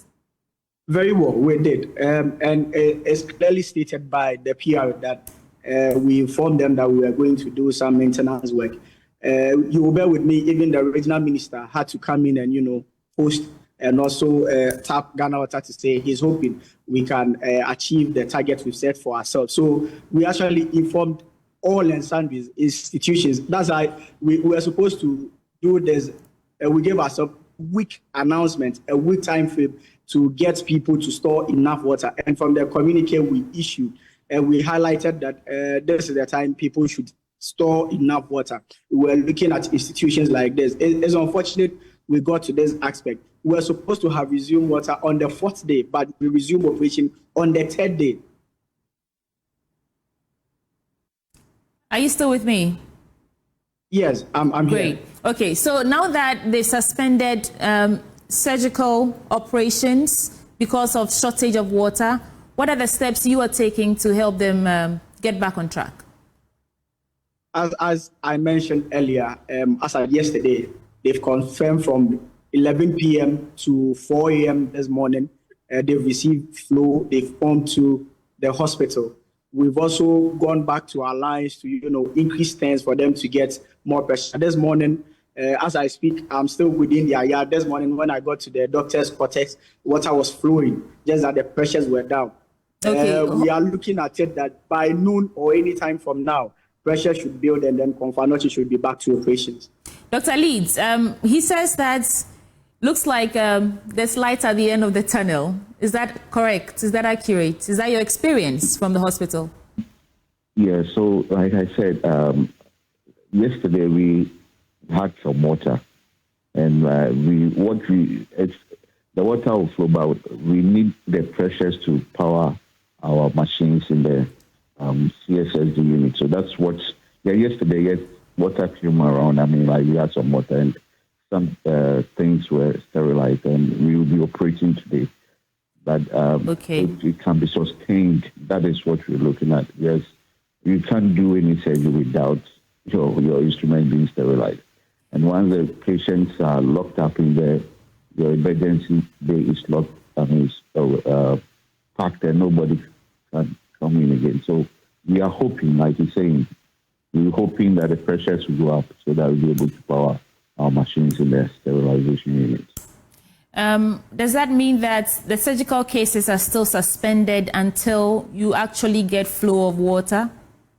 Or what do you want to see before you continue your surgical cases, or you lift that suspension? So what we said was we want the sterilization unit to be functional. That's what drives the hospital. If the sterilization unit is not functioning, we can't do anything. And as I said, yesterday we had some water and the machine started working. Somewhere around the night, it shut down again because the pressures were low. And like you're saying, they are trying their best to make sure the pressures go up. That's all we need. We just want the unit to run so we get our patients off our back. When you have to operate on somebody and the patient keeps on talking to you, it's like your hands are tied. There's nothing you can do. All we want is the water to flow, pressures to go high, and then we see to our patients. Mr. Na, give us some timelines, clear timelines in terms of when their sterilization units can be fully operational so that they can lift the suspension and attend to their patients? As it stands now, like I'm saying, we are doing everything possible to make sure that by noon or any time now, water is restored. By noon today? Yes, because like I'm saying, we are still here. The whole team, management, from management level to, the last man on the ground, we are still here. We are making sure that water gets to cut before we go and take our seat and then do office work. We are also hoping that, from the production of Ghana Water Limited, if we are done with production and there is no power, it becomes fruitless. So we are also hoping that power stabilizes so that we can be able to push enough water to town and then channel to cuts. When you say you are hoping that power stabilizes, does it mean we have unstable power as we speak? Intermittently, we get that from Barikese, which is a major water treatment plant in the region. But we are hoping from last night to now, it's been stable. We've been producing. It's our hope that it continues like this so that at least we can charge cuts enough and then we can look at it. But as contained in their release, we're also looking at possible ways, we can solve this in the future, like they proposed. There's a line that we are going to communicate on and see how best we can, forestall some of these things in the future. It's unfortunate. Let me use this opportunity to apologize to our mothers, our friends, our daddies, and, everyone in CAT. It's unfortunate something like this has happened. Ghana Water, we are committed to, serving the good people of Ashanti region and Ghana with potable water. It's unfortunate this has happened. We are looking forward that this shouldn't happen anytime, in anywhere again. Thank you so much, Ebenezer Padina. That's PRO Ghana Water Limited. And Dr. Leeds, so do we have confirmation that as soon as the sterilization unit is back fully operational, you lift the suspension? And which Mr. Na says this noon today. Yeah, as I said, even yesterday, some cases were done, and I'm going to operate.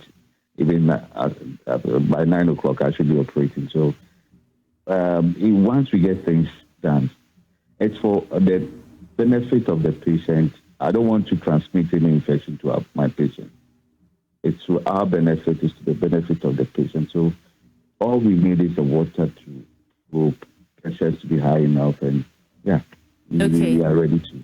I also know that you were not taking in new cases. So now that you said that you are going to operate sometime today, it means that the suspension has lifted and you are admitting new cases now? I would say partially lifted. Partially lifted. I would say it's fully lifted, but once we're out of the woods, if you come here and I can't offer you help, there's no point coming here. What does partially lifted? What does partially lifted mean? You mean you're only treating the people who already admitted in the hospital and not admitting new cases? So for those emergencies, like there are cases you just can't turn away. If some cases can be immediate before you do service, there are some cases you just cannot. Those ones, yes, we will accept and do the service with what we have. Once the sterilization unit goes down, there's nothing we can do. And that's why we're saying that the other hospitals around should at least maintain them. If we need to go there to work, we are ready to do that. But to bring them here and then they just come and lie down, you're doing nothing for them. That one, you are doing a disservice to the patient. So that's what we are saying. So once I'm going to take the PRO's word for it, that the water will be flowing, the pressures will be up, and then we continue with our service to the people of Kumasi and Northern Ghana. Well, thank you so much, Dr. Michael Leeds. He's Chairman, Cath Doctors Association.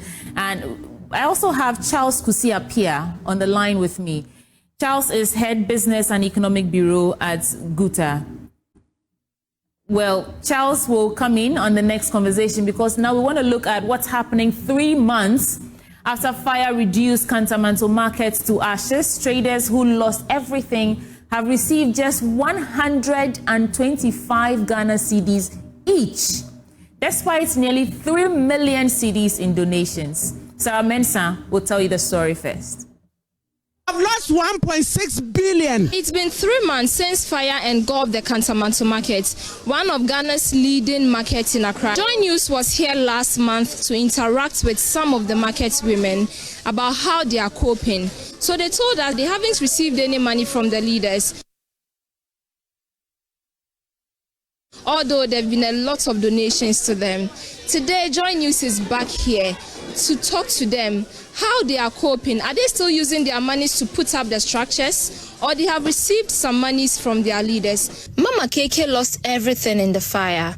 Her entire stock, worth 160,000 Ghana cedis, reduced to ashes. She, like many others, found hope in donations from governments, philanthropists, and organizations meant to help traders rebuild.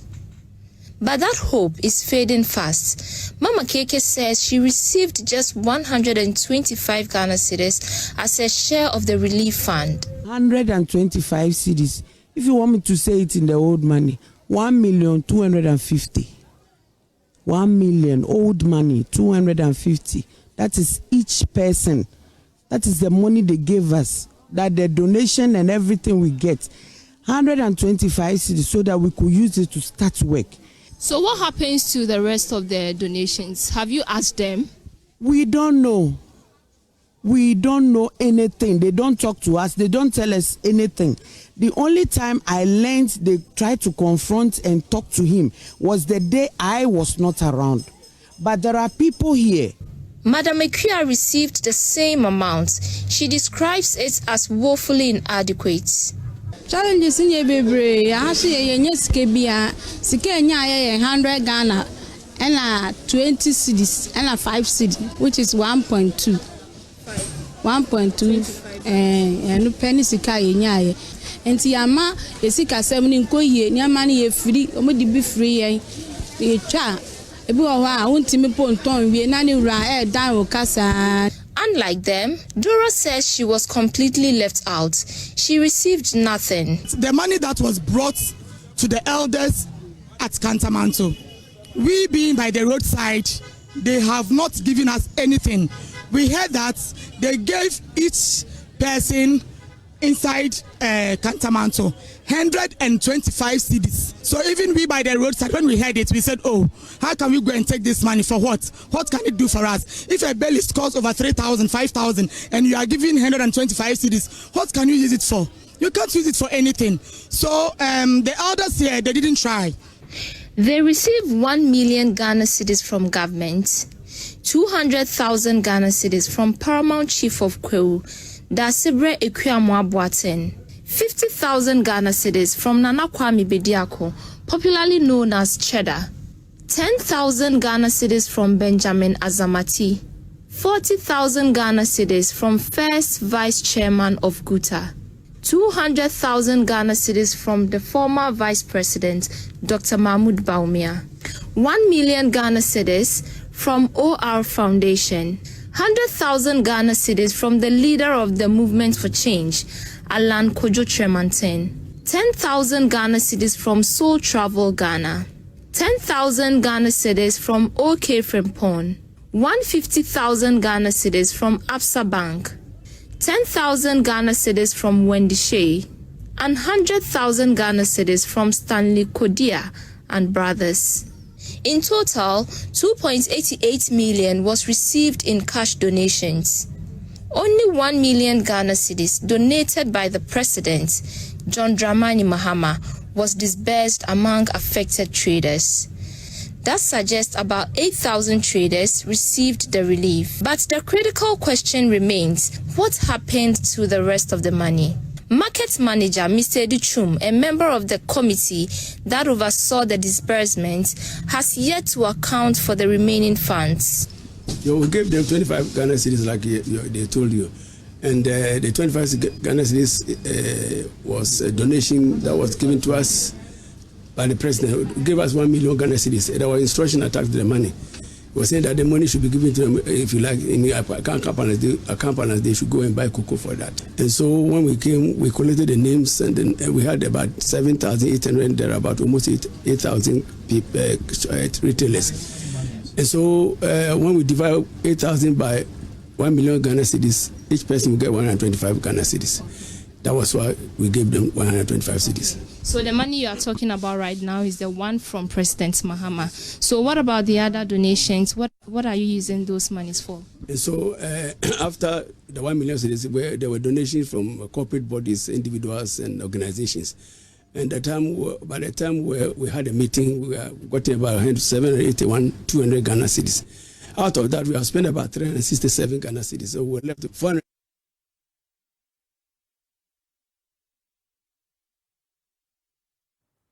Well, welcome back. The markets manager for Kantamanto, Mr. Duchum Atamenu, is in the studio with me so that we can get more details on this. Sir, thank you for joining us. You're welcome. You're welcome. My pleasure. Yeah.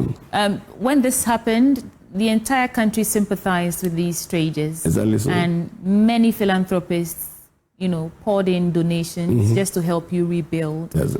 And we caught wind. I was there myself. I mean, with the first week or so that this happened. Yeah. And they were telling me that they were paying 1,000 cedis or thereabouts to get the wood to put up a structure so they can demarcate whose stall belongs to who. And then the donations kept coming in. And we just, we're just chatting about how the president even gave you 1 million Ghana cedis. So in total, how much money did you receive? Donations? In total, we received 2.8 million Ghana cedis. 2.8 million Ghana cedis.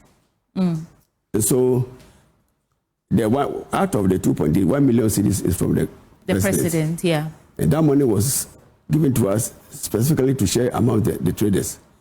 Like I said, the chief of staff asked us to share it among the traders, at least for cocoa for now. And so, exactly, that's why. How many traders do you have under your umbrella in that place? In that place, we are about 7,900. 7,900 traders. That figure is representing the part of government, but part of Ghana. So that is it.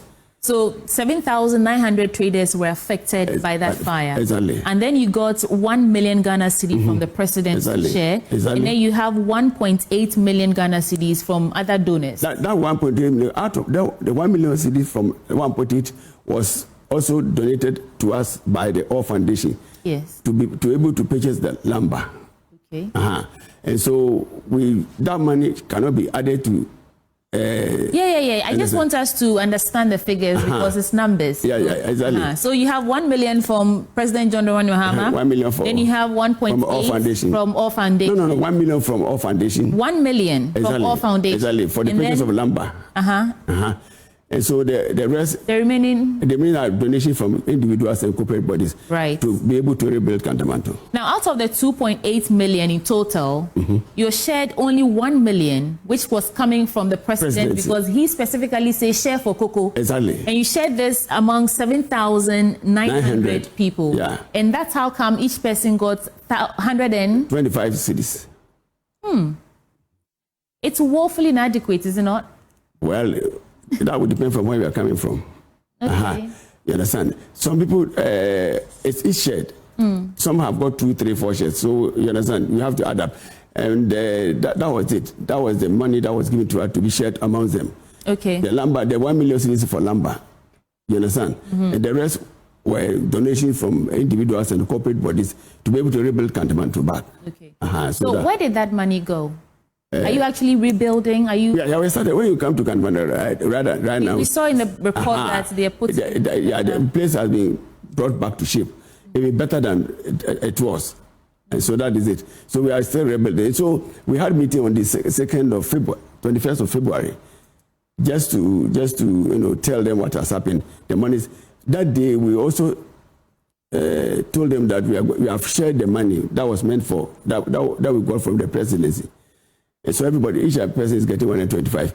And what we did was that we gave those monies to the various chairmen. They know the people to go and share it among themselves. So you didn't share the money individually, you shared to the chairman. We gave all to the bulk money to the chairman. They know their people. They will be able to share it among themselves. So that was what happened. How can you ensure that each individual who was actually affected gets their, portion of the money?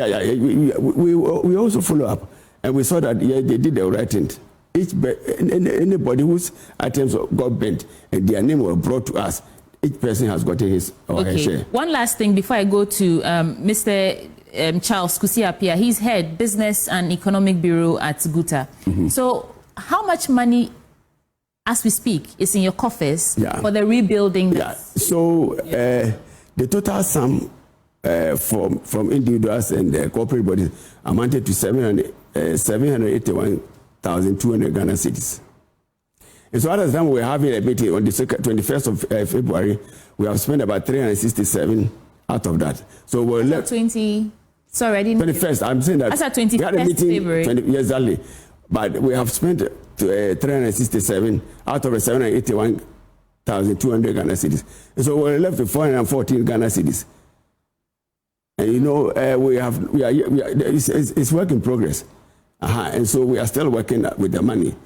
As of now, we are able to fence the whole market. You know, part of the market was there were no fence, so people can go in and come out at will, and that also can be a contributory factor for the fire at Kantamanto. So the decision that we have taken is that we have to wall the whole Kantamanto and engage some security men who are trained as firefighters. Indeed, we are in collaboration with the Ghana National Fire Service. You understand? So they will be training these people, and we are also in collaboration with ECG.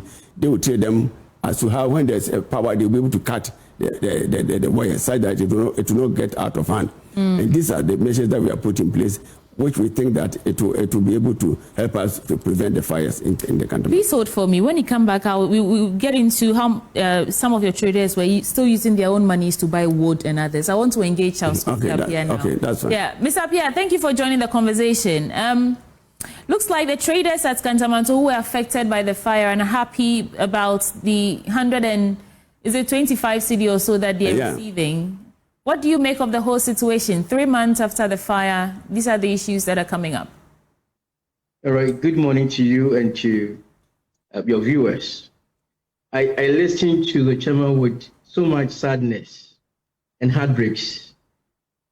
125 in the disaster like this, what will it do?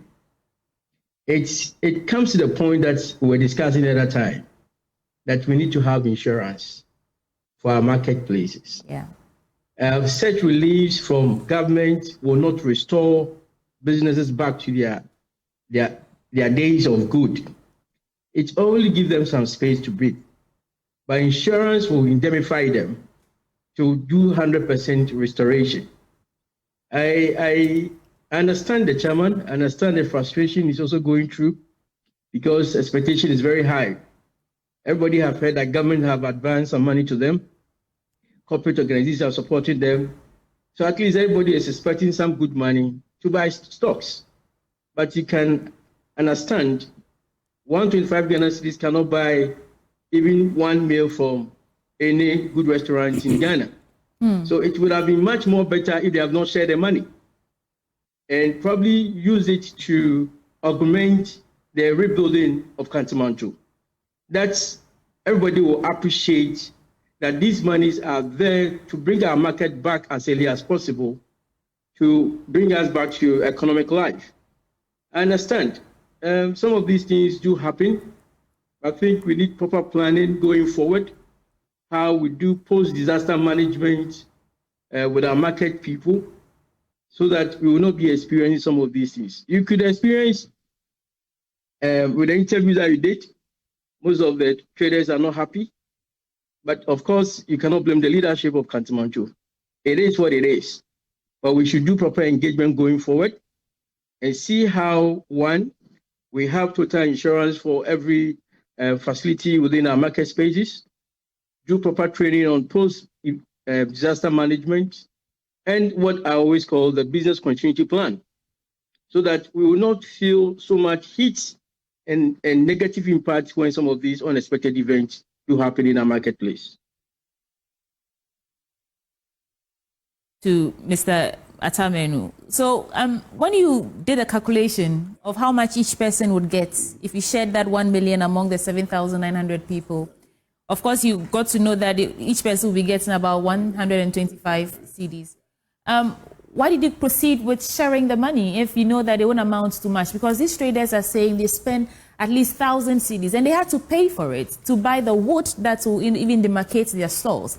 Not to talk about how much it costs to bring bail and all that, the clothes and everything that goes into actually selling clothes in Kantamanto. Why did you decide to share the money, although you realized that that won't do anything really for these traders?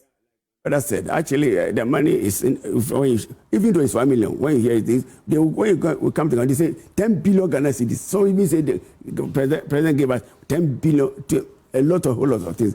And that, like I said, he gave us specifically that we should go and share it among them.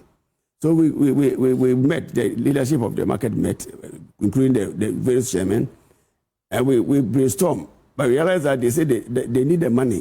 Somebody said, even if you want it, it's mine. Let me get it. But you are leadership. Exactly. You were supposed to be leading this large group of traders. Exactly. Only 7,900 who were affected, which means that that number is much more than that. More than that, yeah. Why do you decide, knowing very well that these traders need much more than 100, 200 seats? Exactly. So, as leadership, I want to understand the thought process in arriving at the decision. Yeah, like I said, like I said, we have various chairmen.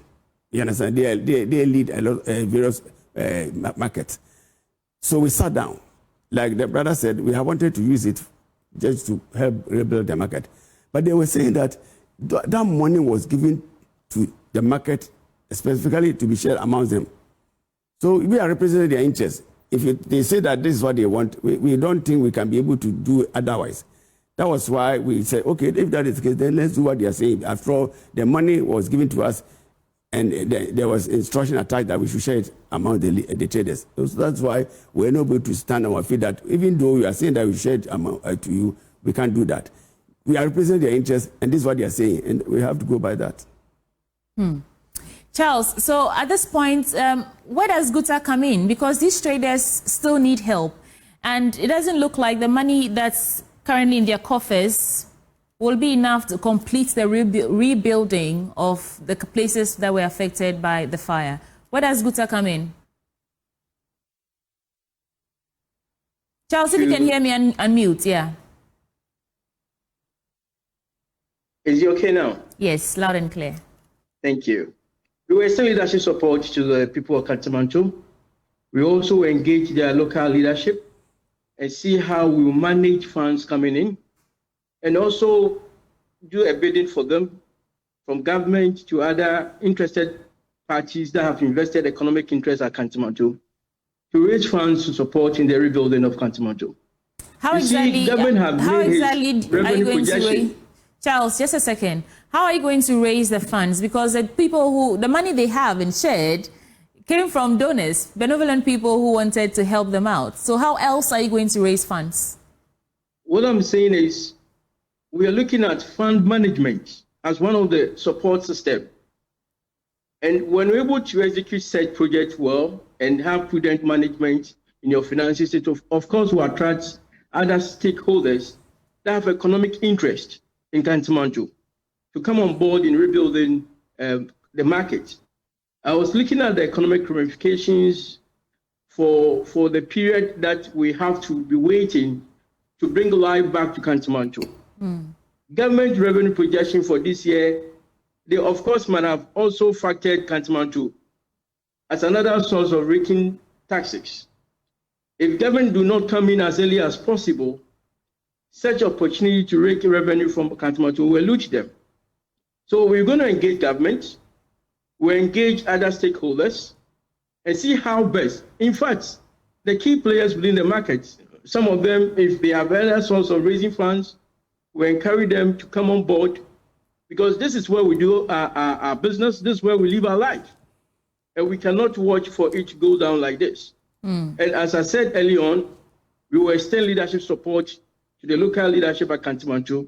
We will engage them and see what support, again, that will probably be extended to them to ensure we do what is right. Right. So that those who are looking for their personal interest, we will not allow them to do that. But do you know of any persons who are looking out for their personal interests, Charles? Oh, in situations like this, of course, we are human beings. Others will be looking at it's a good ground to break in something. We will look at it. We will look at it. We will look at it. Okay. We want to ensure the right thing is done for the general good of the players within the market. Okay. Charles, hold for me. It's a responsibility to all of us. It's a responsibility to all of us to ensure that the right thing is done. Without anyone taking his political interest into this matter, we will all right. Charles, hold for me. I'll come back to you in a minute. Let me correct some impressions that he wants to create. You see, let me state emphatically that we are not part of GUTA. We are independent bodies, and we are not part of them. And like you said, the rebuilding we are almost done with the rebuilding, whereby 98% is done. 98%? Exactly. You can send your reporters there. Because the lumber, let me tell you, all foundation has helped us a lot. They have given us about 3.5 million Ghana cedi for the lumber alone. And the roofing sheets were provided for by the importers. And even former Vice President, His Excellency Baumia, also gave us 250 packets.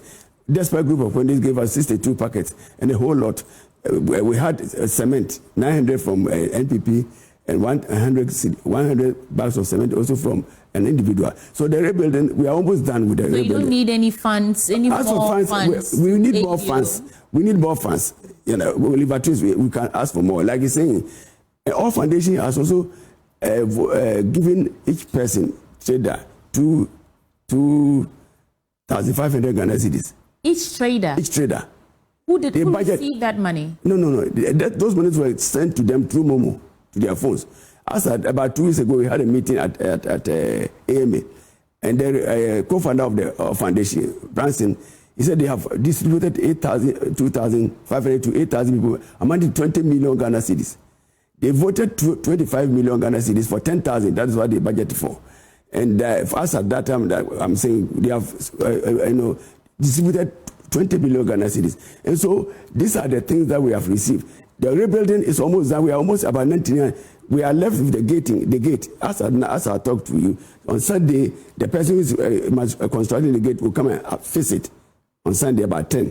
We are looking for about 20, 30 gates around the market. And these are the things that we are doing. So after the rebuilding is done, if there should be any money, then money doesn't come to help the traders individually, just to make sure that they come back to their feet. For the rebuilding, we are done with that. Well, we'll take your word for it. That is true. And Charles, I want to get some details on the Edum fire. We know that there was an interesting incident where bags of rice were rejected. Now they're apologizing and asking for it to come back. What's the latest update on that? On how Edum fire victims are rebuilding? So that let me make some clarification to Chairman in your studio.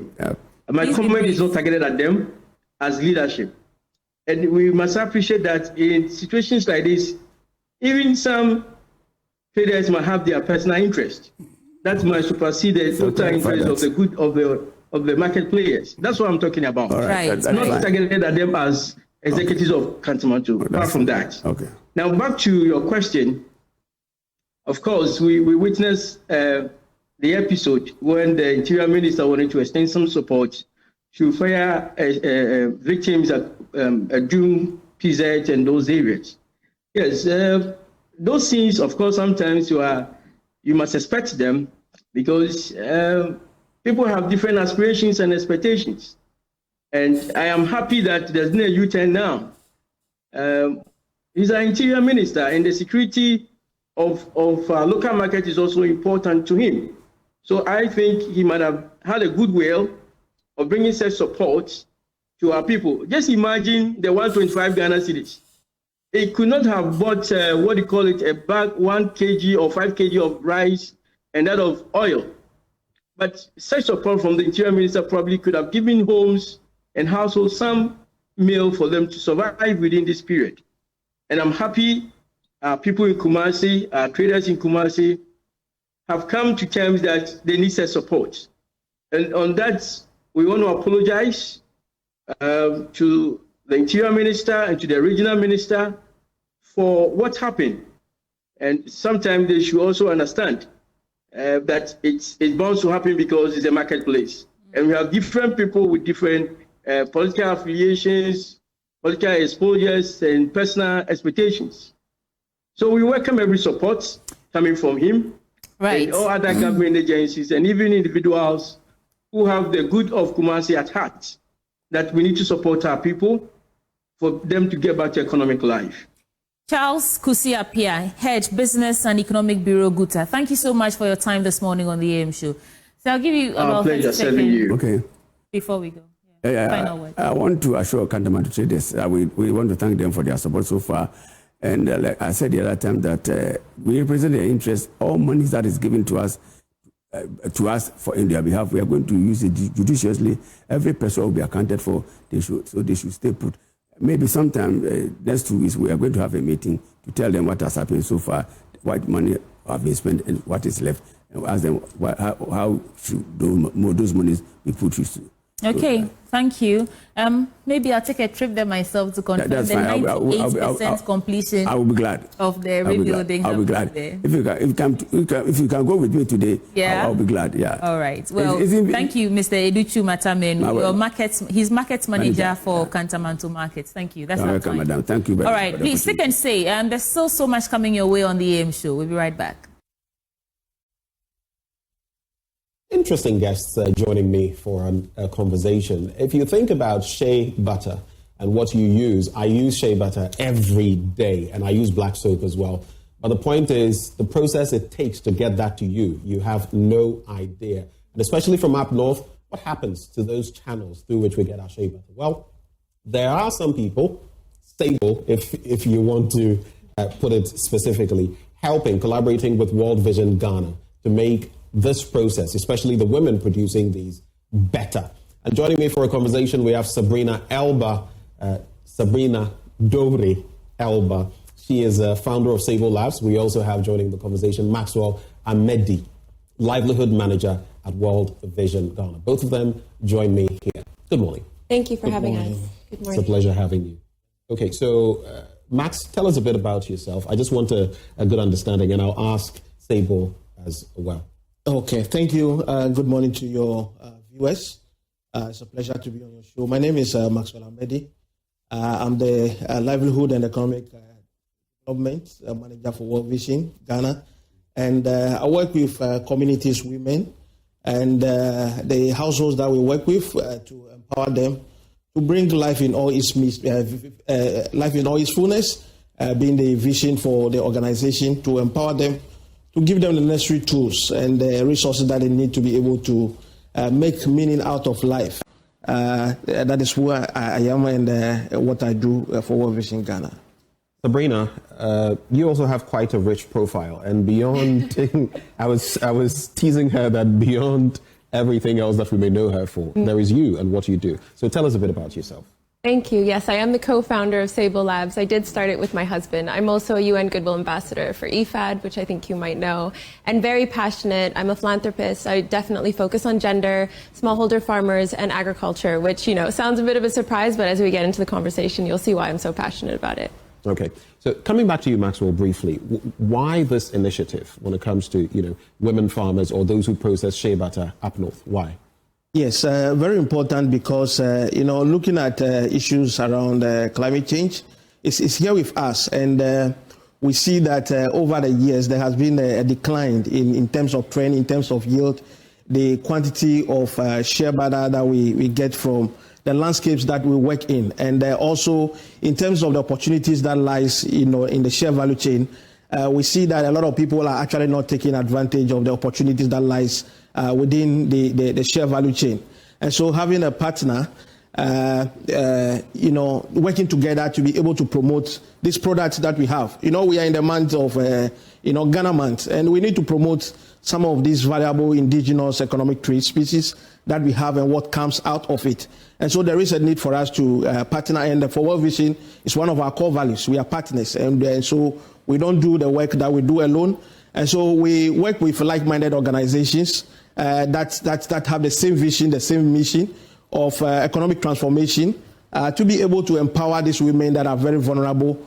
Looking at our indicators, women happen to be one of the vulnerable people that we have in society, and they are almost half the population of this country.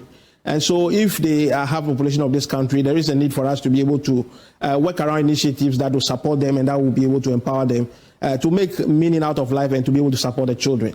All right. So, Sabrina, I've heard from his standpoint, World Vision Ghana. From your standpoint, Sable, why this collaboration? What precipitated it? So when I started Sable, I was already working as a Goodwill Ambassador at the International Fund for Agricultural Development. So I had quite an understanding of what was going on in the supply chain, especially in the agricultural sector, and how it was affecting and impacting women and rural people. And it's not always positive. So I don't think people realize when consumers in the global north pick a product up off of a beauty counter, they have no idea the stories, the faces, the culture behind some of the raw materials that are at the forefront of these products. Shea, for instance, is just about in everything in North America. I mean, you can find it in toilet paper in America. But here, Ghanaians understand that it is cultural equity. It is a commodity that must be protected. And to be honest, it's capital for the women who are farming it. So we were passionate about making sure people understand that ingredients don't just live on their own. They don't just appear out of thin air. There is manual labor. There are women after women and generations of people who have learned farming techniques around these ingredients to make these amazing products for us around the world. So I just want to make sure that their faces are shown and that their stories are told. And that's something I've always been passionate about, and why we partnered up with World Vision, who actually shared a beauty report, one of the only NGOs to look specifically into the beauty industry's impact on the supply chain, about some of the negative impacts. We're talking CL, we're talking unfair wages, and unsafe working environments for a lot of these people. People are at the heart of everything that we do at Sable, and community is at the heart of everything we do, and this is just another way that we want to protect that. Right, and so that feeds directly into women's empowerment, sustainable development, and also, you know, human rights issues on some end. But can you elaborate a bit on the role of sustainable sourcing? Because, like I was telling you earlier, I have friends who also operate in the cosmetics industry who use shea butter. But how sustainable is it? What's your view? So shea, of course, can be a sustainable commodity. There are ways to farm it sustainably, and World Vision can attest to that. Where the supply chain tends to break is when there is a lack of transparency in that chain. So when the consumer and the brand are so far separated from the actual people who are farming it that you can have instances of CL and, like we spoke about, unfair working conditions. And that's what we need people to know. That's what we want the consumer to know. So I find, you know, there are many brands that do make an effort, but the problem is there aren't enough. And it will take investment from the private sector in those communities to make sure that those supply chains are transparent. If you pick a product up and there is no information on that brand's website about where those ingredients come from, you should be suspicious, and you should do your work as a responsible citizen to make sure you look into it. Right, and Maxwell, looking at this collaboration, then you look at sourcing, the supply chain, and ensuring that proper ethics are being followed. How are you collaborating with Sable to ensure that this is environmentally friendly and that it impacts the local communities positively? Yeah, so it's very important right from the production, because the key thing has to do with we promoting the product and having less impact on the environment. So right from the trees that we have, you know, for us, we work with the households, and so we work with them to ensure that the trees that they have are being protected, because if the trees are not protected, there is no way that tree will be able to go to continue bearing fruit. It's surprising that there are people who don't even know that shea comes from trees. Exactly. It's a tree that yields and then it's taken and then processed. Exactly. And one of the serious crises we're having currently is that people are cutting those trees and using them for charcoal. Yeah. And so when they are using them for charcoal, what it means is that we're not going to have this shea sustainably. Now, through the production processes, we have ecologically friendly technologies or machines that support these women to be able to process this butter such that they have a good yield, at the same time causing less destruction to the environment. The fuel that they use in processing the butter, you know, we try and introduce them to energy efficient stoves such that they are able to produce all this and with less smoke, which will not affect their health. Very critical and very important. Then she talked about the payment and how the products are being sold. And so very critical, and we are talking about even eliminating child labor and all that as part of processes. And so we ensure that all the people, all the actors and all the key stakeholders that work in the chain understand issues around environment and how they cause minimal impact on the environment. Very critical. And so these are some of the things that we look, even in packaging.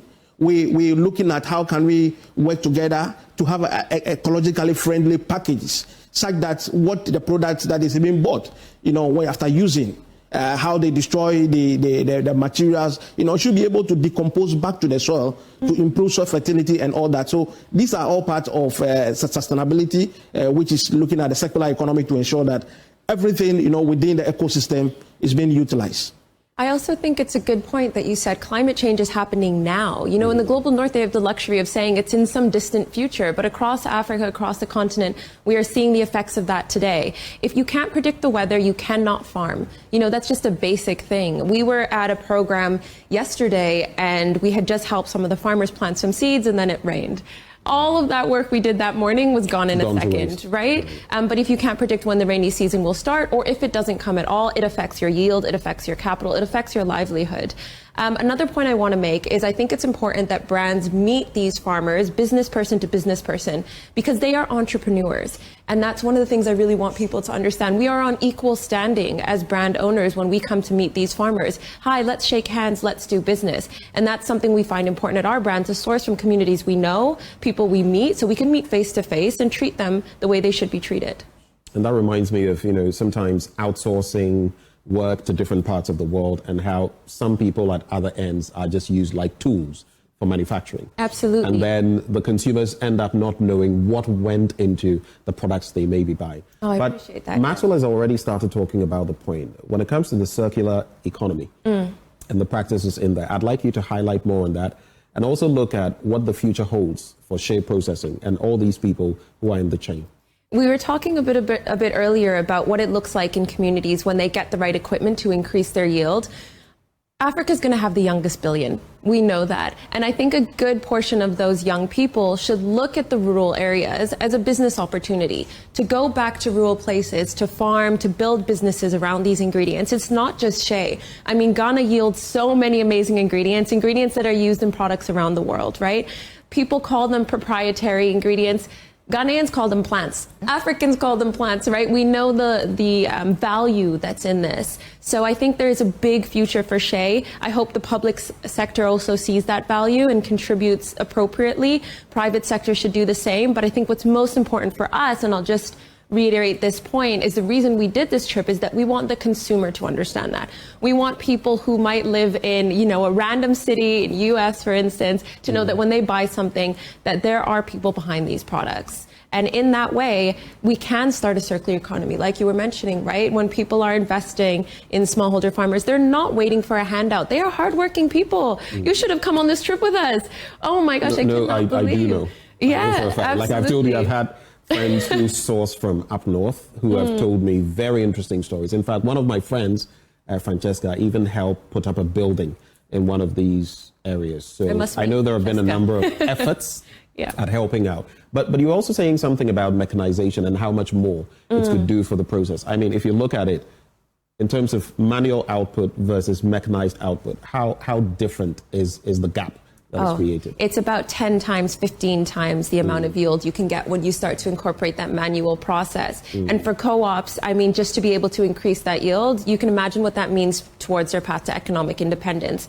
There is something to be said, though, about the manual process being kept alive in some way. I think the art of making Shea is beautiful. We were with an influencer a couple days ago, Hamamat. I feel bad calling her an influencer because she's such an amazing person, and she is one of the people that is keeping those traditions alive. So there's a balance there, right? There are women who want to find ways to make this economically sustainable, and in the programs we saw, World Vision has provided some of those machines that have increased their yields tenfold. We also visited some of Fairtrade's products and how Fairtrade can help equip or Fairtrade's program, and how Fairtrade can help equip some of these co-ops with the right equipment and offer them grants as they're on their way to their Fairtrade process. Maxwell, so coming in, World Vision, you're collaborating to ensure that these processes are sustainable and all of that. But at the core of it, you also stand for women's empowerment, and that's why you're collaborating with them. What would this mean for women in industry, and what successes have you chalked so far? Okay, so before I even come to that, I want to make just some few points on the efficiency issue. If you look at the manual, we already said that the demand is quite huge. A couple of times I have traveled with the butter to neighboring countries and all over, and there is a huge demand. Now, the manual way takes so much of the time of the women, and we know time is a valuable resource to women. And so if a machine is very efficient, it's able to produce so much butter within the shortest possible time. What it means is that these women are now able to have time to attend to their children, to attend to their families, to be able to do other very important things that they need to do at the household, and also have time even to rest. So very critical and very important. And in terms of economic prospects, Shea is becoming the next gold for Ghana, which people are not seeing. It has a huge market, and there's a lot of potential, even to the waste, what we call even the waste, it has a use. But because we have not explored, how important these things are, when they even finish processing, with the cake that comes out, they are using it even as a fuel now within, households. And so everything has use. If we dive into this, we should be able to see a lot of opportunity for the youth and for the women. Now, coming back to your question regarding the economic empowerment, for us, again, you will see that the population, is quite huge, and there's already demand. And so it's about how we will all understand that there is a need for us to protect the environment, causing less impact on the environment, whilst we have the best out of these economic, value trees that we have. And so it's about giving the people the tools, the skills that are required to be able to produce efficiently, and how to help them to be able to explore market opportunities such that they are able to market these products, at a competitive price or a price that they will also be able to have a living, to be able to support their households. We are talking about unemployment in this country. And so if you are talking about unemployment, how many people can government employ? So empowering these people, at the household level gives a lot of people opportunity to be able to have job to do. Currently, we have more than 12 women groups, and we are working with more than 3,000 women groups. And each of these groups, they have their families. And so you can imagine the number of people that we are reaching out of our intervention regarding this. And so if we are able to scale up and bring a lot of people on board, even the consumers, buying products that are cruelty-free, products that are ecologically friendly, from the Shea, we are boosting the economy and we are giving job and employment to the people on ground. And if I can just make a point on your question. Look, I love Ghanaian men. I married a very proud half Ghanaian man, but it was a lot of Ghanaian women doing the work that we saw, who are putting their backs out, doing this hard labor. And I think what people don't understand is that agriculture and gender is so interlinked. Indeed. When you support the agricultural sector the right way, you're supporting gender equality, because women get access to land rights, women get access to funding, and these are all issues that impact gender on a big scale around the world. It's not just Ghana, right? So I will just make a point that when you do support these products, 9 times out of 10, you are supporting women who send their children to school, who take care of their villages, and who take care of this amazing commodity that Ghana has. Well, let me just say that we like your stamp of approval on Ghanaian men. We appreciate it. We appreciate it. And we also love Idris. But just on my thinking, especially with what I know about the industry, I think we could have the mechanization predominantly, maybe 90+%. But just as with shoes, a handcrafted shoe takes a lot more time. And it's also more expensive, depending on where you're getting it from. So we could have a niche market for those who want raw, organic, artisanal, hand dealt with without artisanal, like you said.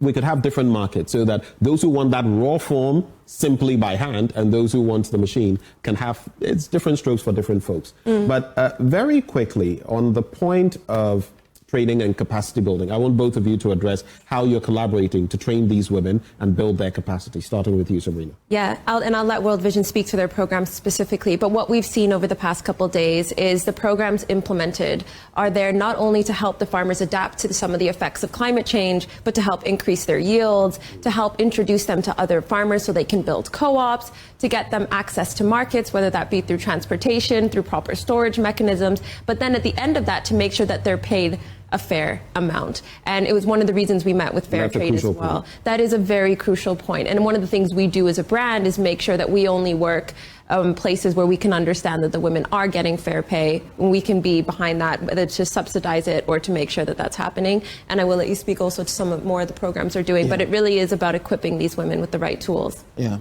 So I think I talk about some of them, but just to re-emphasize, to say that it's very important in terms of efficiency. Day in, day out, we keep on researching to find out what are the modern equipments that could help the women to be able to come up with outputs that could take them 2-3 days, but still able to produce this to be able to serve the market.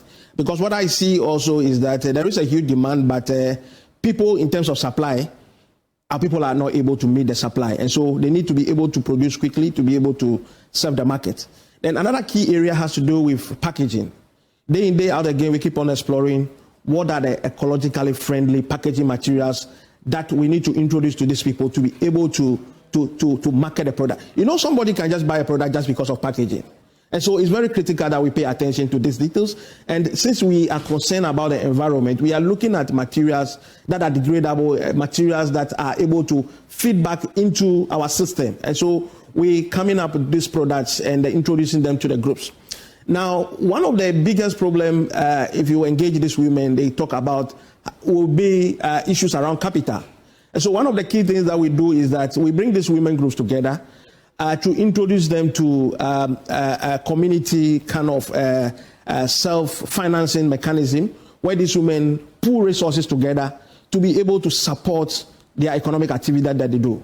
Right. And we also facilitate a linkage to other financial institutions that they will be able to have access to finance to be able to support their work. And let me also talk about, as an organization, we are not only into development, but we also support in the area of advocacy.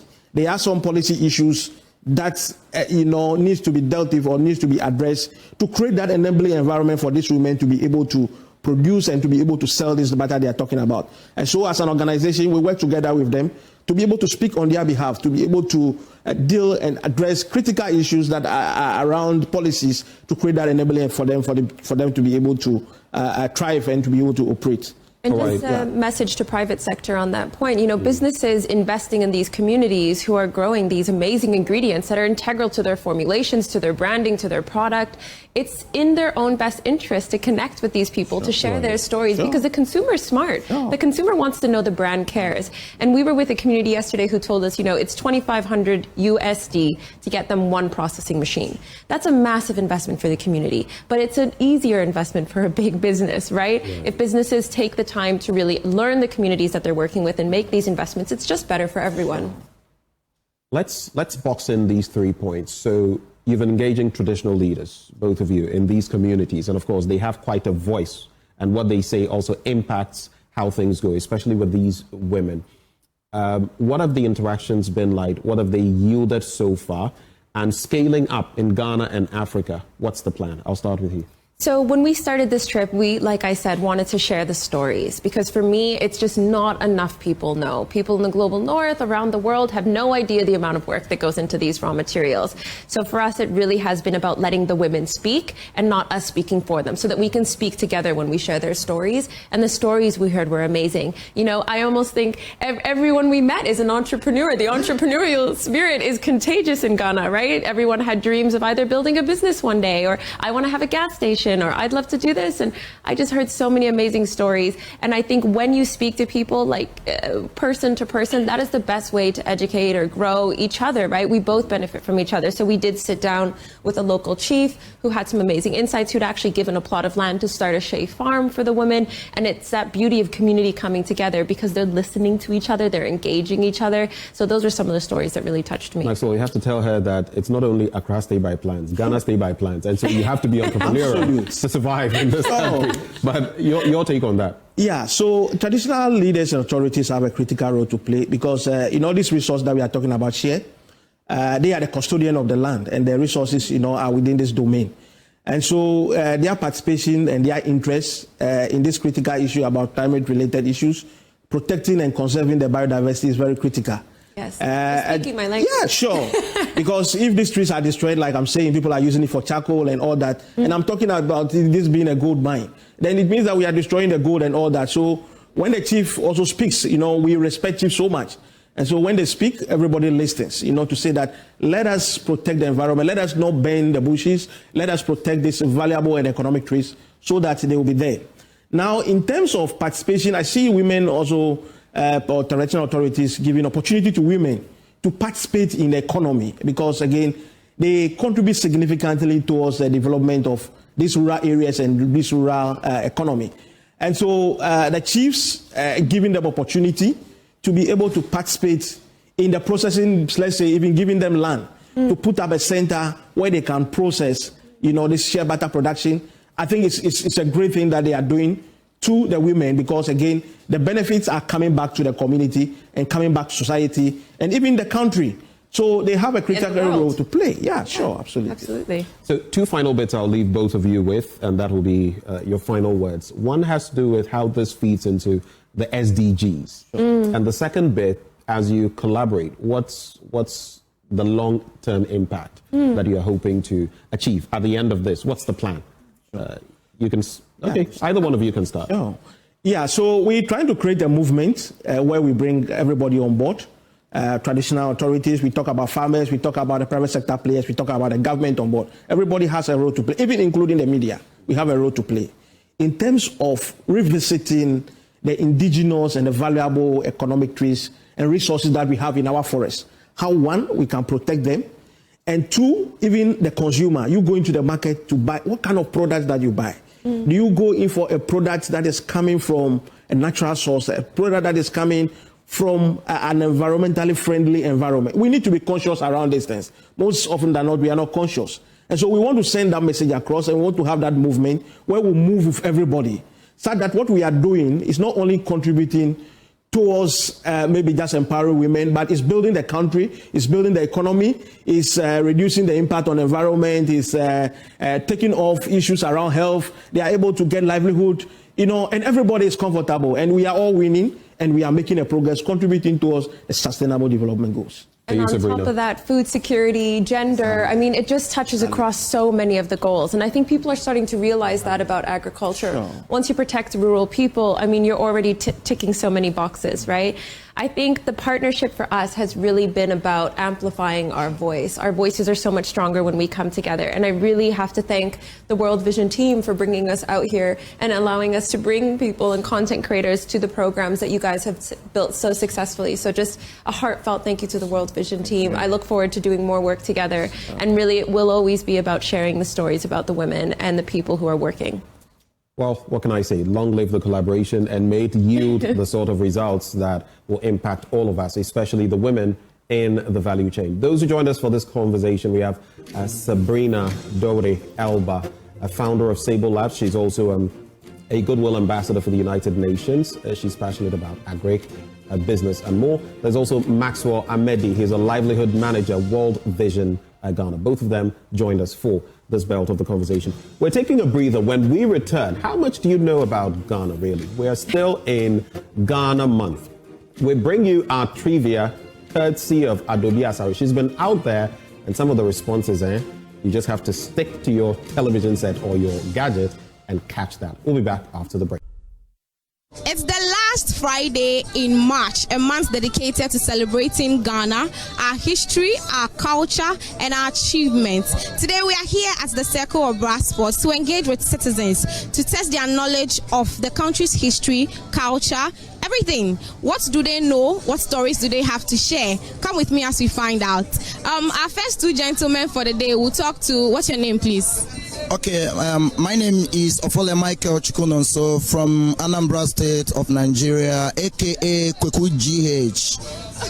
Okay, Kweku GH. Do you have, for how long have you been in Ghana? Okay, actually, I came to Ghana 2017, so it's now 8 years in Ghana. Okay, I'm going to ask you a few questions. What do you know about Ghana? In fact, who was the first president of Ghana? Okay, actually, the first president of Ghana is His Excellency, late Dr. Kwame Nkrumah. Oh, that's right. You've gotten it right. And what else can you tell me about Ghana? Since you've been here since 2017, what have you seen about Ghana that it's very unique? Okay, the thing there is that Ghana is a very good country, very peaceful, with freedom. Ghana is also center of Africa where people come to do business. A lot of foreigners are here. Things are moving, business is going on. Ghana is cool, they don't like problem. Ghana girls are also very nice. They are very careful, they are very lovely. They are blessed with what God gave to them, both front and back. So that's what I know about Ghana. Okay, thank you so much, Michael. My next gentleman, what's your name? Khalifa. Khalifa. Black Khalifa. Yeah, okay. Black Sharif. Okay, I'm not going to. Okay, he has a lot of AKAs. I'm not going to ask you who the first president is anymore because he has spoken about it. What are the colors in the Ghana flag? We have red colors, we have green, we have black, and we have red, and the stars in the centers. You're missing one. Red now, yellow. Okay, so what does the red stand for? Actually, I'm not. You've tried for us. Thank you so much, gentlemen. So moving on, I'm coming to the next shop. Oh, Mao Johnny. I'm coming to the next shop. Pacho Frau saying. I am from Equia. Equia Pacho, one the first president of Ghana. Kwame Nkrumah. Oh wow, which chopper? Pacho, Ghana flag now. How many colors? 4. Yeah. 4 no. Colors being yes are 4 colors. Red, yellow, and green, and black. Red na see anything. And moja. I'm sure good. Am I? And yellow no so see anything. Yellow ni good da yewo. Ewo ye man. And green na see anything. Green ye forest. Buying. And black na see anything. Black ne ye color. Okay, so Eke has gotten it right. She's told us what the meaning of the colors in the Ghana flag are. She said the red stands for the blood of our forefathers, you know, all the toils and the dying and the killing and all of that. And then the yellow stands for our natural resources, especially gold. And then the black star stands for, you know, it's the lone star of the African freedom, our skin color and all of that. And the green is, of course, our vegetation. We're moving on to the next person or the next group of people. Hello, good morning. What's your name? Oh, give to father. I'm working. You're working. Okay, what's your name, sir? My name is Samuel. Samuel, who is the first president of Ghana? Oh, I can't remember, but I can remember the name of the current president. You remember the name of which president? The current president. The current president. Okay, what's the current president? John Mahama. Okay, John Mahama is the name of the current president. That's good. Which languages do Ghanaians speak? What are some of the languages Ghanaians speak? Ga, Chui, and some, you know, I'm not familiar with the Ghanaian languages, but I'm a Nigerian, so but. You are Nigerian, but at least you know some of our history, and that's very commendable. You've done well. Thank you so much. So what can you say about Ghana? For how long have you been here? Not quite long, just not that 6 months now. So, but Ghana is good. But only one thing I noticed that the border is too hot than Nigeria. When I was in Nigeria, I'm fair. I'm fair in complexion, but now I'm dark, less than 6 months. So that's saying our sun has burnt you so much. Very, very hot. Very, very hot. Yeah, very, very hot. You know, we have 1 hour ahead of Ghana. If it's 8 o'clock, if it's 8 p.m. in Ghana, Nigeria, the world is 7 p.m. in Ghana. So Ghana weather is too hot. Very, very hot. I'm dark now. I'm no longer fair as I used to be. Okay, so aside our weather, what are some of the good things you've experienced? No, the security is very, very commendable. Very nice. I love the way your security office is doing things. You can move freely, no harassment, nothing. It's okay. And also your transportation system is very, very nice. You can move at any time you like without demonstration. So, and also your light, you have constant light. Unlike in some places in Nigeria, your light is off and on, but you have stable light. Okay. Thank you so much. These are also citizens of Ghana. Are you all Ghanaian? Yes. You're Ghanaian. Okay, where do you come from? Oh, I'm from Greater Accra. Okay, so should I assume you're a Ghana? Ganyojibi. Oh, Ganyojibo. Ofan, the name of the first president of Ghana? First president of Dr. Kwame Nkrumah. Ofan, me we more are we or your Ghana? Many we more. Oh, Ghana, well, we are Asante. We have so many tribes. No, we are tribe BN. Ghana, Hausa, Ever, and three. So, on which day did Ghana gain independence? Oh, 6 March 1967. Oh, beautiful. 57 rather. Okay, beautiful. That's accurate. You've done so well. And then, what are some of the tourist attractions we have in Ghana? Some of what? The tourist attractions we have in Ghana. Hey, Charlie, come inside now. Help him. So is your contract work? Oh, tell us. Or you think about it. Okay, our auntie will tell us something. Auntie, tell us something. What do you know about Ghana? Anything you know about Ghana? I know a Ghanaian. Tell them. I'm not a Ghanaian, so you can claim. Okay, some people are shying away from the camera, but that's okay. Thank you so much. You've done very well. We'll move forward to this gentleman. Gentleman, you talk. Okay, that's okay. So we have a food vendor here. I don't want to bother her, but I'll still bother her. Mampache Frausen. Oh, good morning. Oh, everything is fine. Yes. Huh? Who's the first president of Ghana? Dr. Kwame Nkrumah. Amazing. She has done so well. So there you have it. Ghanaian citizens have shared with us what they know about the country, our history, especially the name of the first president. Okay, so interesting point there, the Enterprise Development Fair. Can you tell us a bit about this EDF? I'll start with you. Enterprise Development Fair, it is an annual event that has been brought into existence by the marketing department and the Faculty of Public Relations, Advertising and Marketing in the University of Media Arts and Communication Institute of Journalism. So the purpose is basically to bridge the gap between the theoretical aspect of living, of learning, and the practicality it comes with. It is a student-led, faculty-supported initiative that gives us the platform to showcase our entrepreneurial and marketing expertise. I see. No be small entrepreneurship, eh? Not at all. No be small crowd. Not at all. But coming to you, so what would you say about why this EDF is so important? One of the major issues in Ghana has to be to the fact that students come out of the various tertiary institutions without jobs.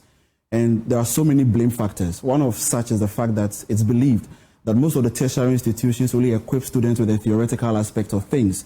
When it comes to the practical aspect of things, then there's a problem.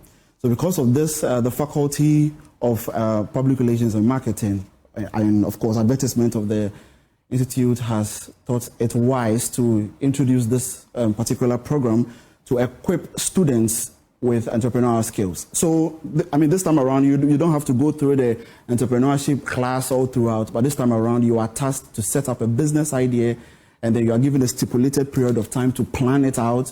In fact, you are even going to pitch it to, a jury, and then when it's approved, that's when you are given the time to prepare yourself and then to come back and then display it out to the general public. Who is involved in this fair? We have the students, the faculty mentors, the industry experts, and the general public at large. The students, they have the responsibility of developing the idea, pitching the idea, as I mentioned, that you'd have to pitch the idea to a jury. Then you develop and showcase it on the D-Day, which is this come Saturday. The faculty mentors, they are helping us with the guidance or the guidelines. They tell you this is what you're supposed to do, scratch this, take this. It's more like they are guiding us on the path we are taking when it comes to the entrepreneurship skills and marketing skills. The industry aspect, they are giving us feedback on the project that we are doing. It's more of like consultation, but with no charge. They are giving us feedback directly on the project, and the general public, they are involved because we need them to come in their numbers to support us, to give us the morale to keep doing what we are doing. Prince, what makes the 2025 installment or edition of the EDF unique? You've done this a few times. What makes this one unique? Most definitely, it's expected that this year's edition will be, of course, an improved version of last year's edition. So this year's edition, we call it the Venture Vanguard. This time around... You call it what? Venture Vanguard. The Venture Vanguard. Yes. Okay, why? Well, so this time around, we are merging marketing and then entrepreneurship. These are two different factors. But trust me, marketing is an integral part of entrepreneurship. What is a whole business idea without proper marketing strategy? And so this time around, we are tasking the students to merge both expertise to be able to put out their businesses out there in a much more different way. So instead of coming around to see the regular business idea and all that, this time around, you're coming to see students, applying special forms of marketing strategies to their product and services. I see. And for you as students, and I'll come to you, Enyam, on this, what do you think will be the benefit ultimately of this EDF on you as a student, and what do you foresee would be the benefits for Prince and your other colleagues? Okay, so the benefits is quite a number. when we come to the Enterprise Development Fair, the processes involved from where we started and where we are now, you are getting the experience, hands-on business experience that is definitely going to prepare you towards maybe if you want to eventually get into the job market, you're going to have the hands-on experience that will definitely prepare you for the job market. And this fair is benefiting us by building the entrepreneurship skills in us, not just the entrepreneurship aspect, but the marketing strategies that are needed for some particular type of business that we are bringing on board. And also the benefit is, I mentioned earlier that we had this networking hub where you merge or you meet industry experts to give you feedback on your project. And that especially, it's one of the biggest opportunity for us, because most of the time you have to do consultation, it comes at a cost. And also this time around, we are showing our expertise. So in a way, when this potential investors come to the fair, they get to assess our business concept. They get to see how we intend to build it. And these business ideas are potential successful business ideas. So moving forward, I know this is also cost intensive and you would need some support. For those individuals of goodwill out there, for those corporate entities watching, what would be your appeal to them in terms of sponsorship and funding? I'll start with you, Prince, and then come to you as well. And that's how we'll cap off the conversation. Right. To make this look very appealing and beautiful to the general public out there, and of course, potential investors, I want them to believe that, trust me, they're not just coming to see something, just the regular business setup, but they're coming to see splendid innovation, trust me. Can you imagine that we have... The way you say splendid innovation and you are doing splendid innovation, I can tell it's going to be splendid. Can you imagine we have instant kenke mix? Instant kenke mix. Students have sat down and have come up with instant kenke mix, and then they have Shea chocolate. Yes, Shea chocolate. As in Shea butter? Yes, Shea butter. We were just talking about Shea a short while ago on the show. Shea chocolate. So chocolate infused with... Of course. And that's going to be very helpful. Of course, and we didn't need experts. These are students who were given, like I said, stipulated period of time. They sat down, planned this, and then, have come up. In fact, the packaging, you should see some of them. It's so beautiful. So I will implore, the potential investors out there to come on board and then pick up some of these ideologies and then help the students. And these are ideas, for startups. These are basically startups in the making. And venture capitalists out there can come and invest in this and grow businesses. What would be your parting shot, Okay, so if you're a business enthusiast or you're someone that is passionate about business, the fair is the perfect place that you would need to come. You'll be able to discover this potential business idea startups, and with the right support, I can bet you that it will be successful. And also, just come and support us. Support us in any way possible. Maybe your presence alone or you attending is giving someone the morale to do more. So please, if you're watching me, we are inviting you this comes Saturday, 29th March, that is tomorrow, to the GIJ forecourt, now UNIMAC forecourt at South Legon, to just help us make this experience the best of it all. Well, and that's the EDF, courtesy of UNIMAC, building entrepreneurial skills in students. We wish you the very best on that enterprise. Those who joined us for a conversation, Enyam Faith at JV, she's a student at UNIMAC, and Prince Michael Kuma, also a student at UNIMAC. Do stay, we'll be right back with more. Welcome back on the AM show. Now, as we cap off the show, we'd like to go back in time. Just about a week ago, a fire raised, I should call it a conflagration actually, inferno. It brought down many markets, many buildings in Edum, in the Ashanti region, in Kumasi to be specific. But the question is, a week on, what has happened there? What do we have on the ground? Nana Wachi Adam is our multimedia journalist, and he joins the conversation. He's with Love 99.5 FM. Nana Wachi, if you can hear me, what do you see? What's the picture you see as of today? And what is the mood in Edum this morning?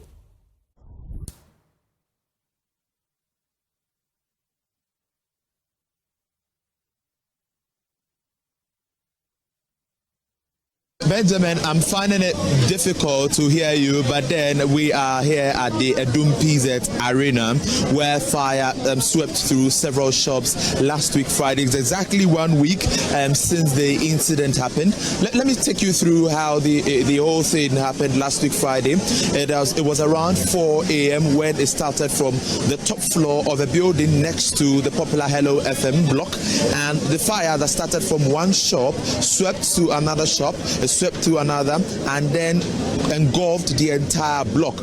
From the entire block, it went to another block that is closer to the KJTR Phase 2 project, that one, the completed block, and it engulfed that area as well. It swept through other blocks that are opposite the uncompleted Phase 2 of the KJTR Market project, and went through another block that is equally opposite the Roman Hill area. And so, if you're calculating it, the fire actually swept through about 4 blocks here at Edum PZ, including the Blue Light Arena itself, where we are currently. And you can see that from my back are scraps being taken from the containers that were burnt or destroyed. They will be taken into these trucks that would sweep them away. There have been several measures and several complaints that have gone through this whole process, and even through the fact that the fire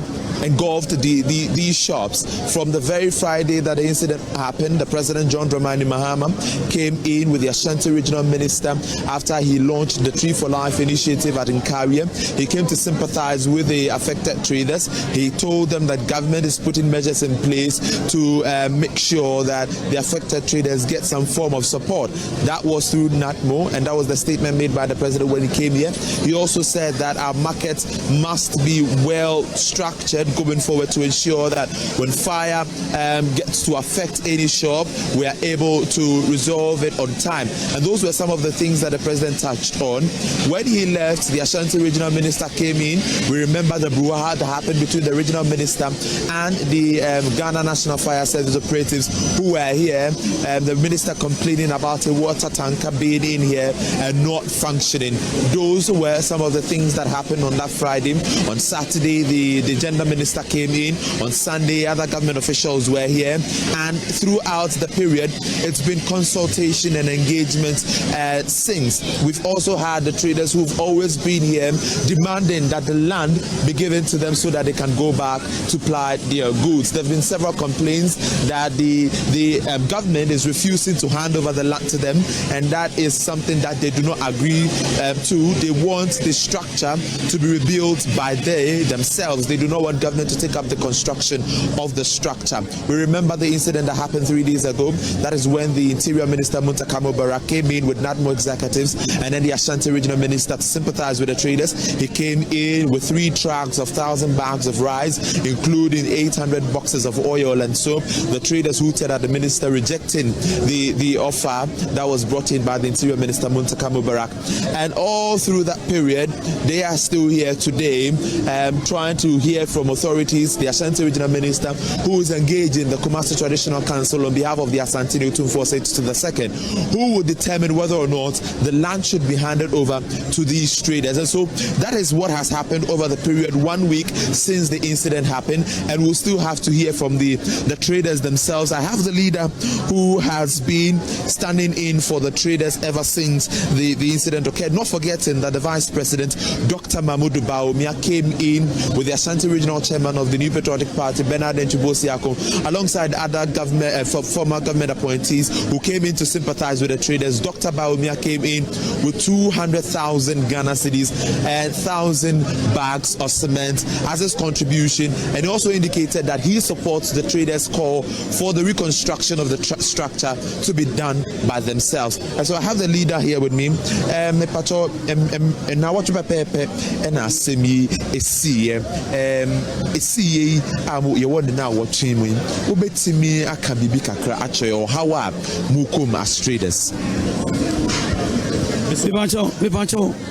Or how dear you could be mupa every say any pass out to if you the crocra let's casam na I pa na the woman say assembly see no ye call regional minister ho Dr. Mwakwene. In fact, if I'm with the ABS, we be a dear. It may 5 FDS or Abonabasso. Said by your friend, and you are near Cotrans. I'm our concurrent shots much. I did send the same as your conning chair will be any pono at the May, and Mankita Humbia will be a Yanino Eddie. Now I said, dear Donny said, Asante Regional Mr. Martin said, there can be a Kruda, and Santini, or an assassin or any dear. Na I'm so telling you kakra enti wo maye kwa himfie e ma himfo na de achi ye no wo mu nyina ba asasi so e be hwe se de sitie na asisi e gina ha de eno nyime ye ko ne nchen ye ko eno apon tie nya na kasa ye nti de e himfo na ka enti se nyakopan me ne kura ye no kasa ye firi ha ye be sa ko ne nchen na de e ko so bia no na wa ma ye ati enti so busa na kakra metimi aka ne be se na otwi ne de minu anya sanketwa So what he's trying to say is that it's exactly 1 week since the incident occurred, and it's been very difficult for them. They are hungry. Now they've had consultation with the Ashanti Regional Minister, Dr. Frank Amwakohini, who he says has been very helpful to them since the incident occurred. Now they are waiting for the Asante Hinotum Forces to the second to make a determination as to whether or not the land will be handed over to them so that they can go back to make sales or go back to construct the structures themselves. That is what they are waiting for now. He says that ever since the incident occurred, it's been sleepless nights for them because now they do not have the way of getting money into their pockets, and that has become a problem. Now, Yahu said, as he say, no, the muhia, yes, the assassin, ebe mama yatsi, I say, if you foresee or more to anamoa, Momo Dian say, Monsabeka assassin, Musha, Sa Mutuno eche.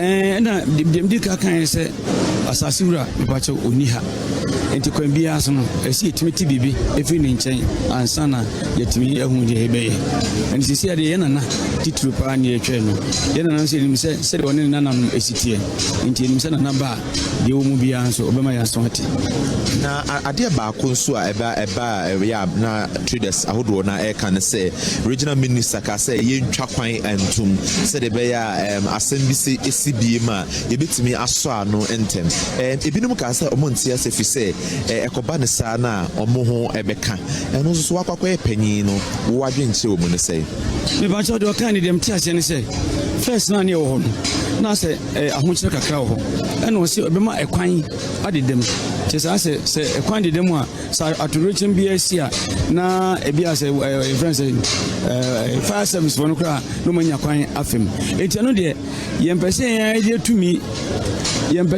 ide tumi bekokọ ebibia enti ene regional minister nyina betena se na hihye bia oho bia no yene na aye adwen baako ni aye se de be ya ede ahoto ebebre ifi se yempese de sie no ebi besan asibiem ni ti awo mu nso no sese no mose mo pese moa musisi adan no ade na mo pese aban bisi amamo me pa cho aban de yanya hwe kura no Kumasi ayewo no yenim se kuro from dwa eda ho mfie bibiri ni yenko agise sample bibiri ha yempese yebeka enti se yeka se de kwasha ban sa yenim se ene Ghana se de economy ni hu ni mane mesi aye no yempese de ba koto aban so ekobasa ebeche no de ya se.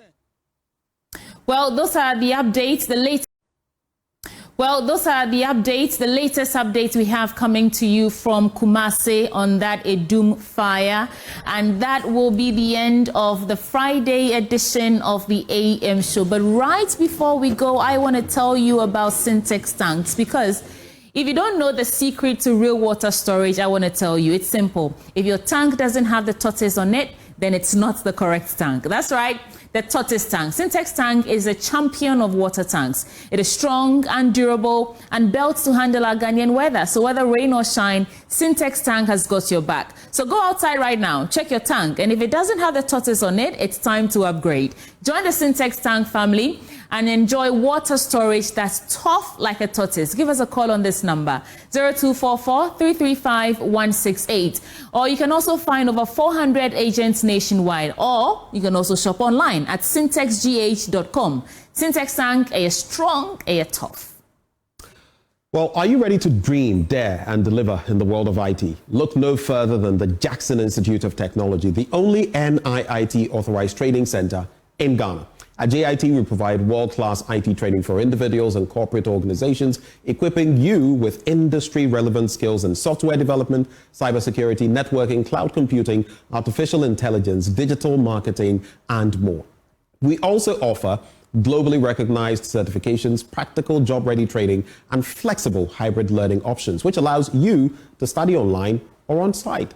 Our expert instructors ensure hands-on learning experiences that prepare you for success in today's digital world. So, conveniently located on the Ring Road near Circle in the heart of Accra Central Business District, and in Kumasi at the Jackson Educational Complex HQ at Yeduase near the KNUSD. You can't miss it. JIT provides easy access for students and corporate clients, and of course our state-of-the-art auditorium is also available for corporate events, seminars, and training sessions. To call or WhatsApp us, you can reach us on 0596 996 037 or 0596 996 038, or finally 0552 714 635, or visit our website at www.jit.edu.g8. JIT, your gateway to a thriving IT career. And let me just do this before we take our leave. Happy birthday in advance to Doris of the Minerals Commission, and your birthday is tomorrow, actually. So in advance, enjoy. Well, at the beginning of the show, I said that today is the last day for Ghana Month. That is not true. Our director has been doing so well, Yao. He's been populating various tourist attraction or sites so that you can also visit. Monday is still March. Yeah, that's right. So we'll be here, although it's a holiday, we'll be here to serve you the AM show. Folks, thank you so much, and we'll see you on Monday. But for now, stay for News Desk. I'm Sweetie Aboshi. My name is Benjamin Akapo. Let's have an elephant ride on Monday.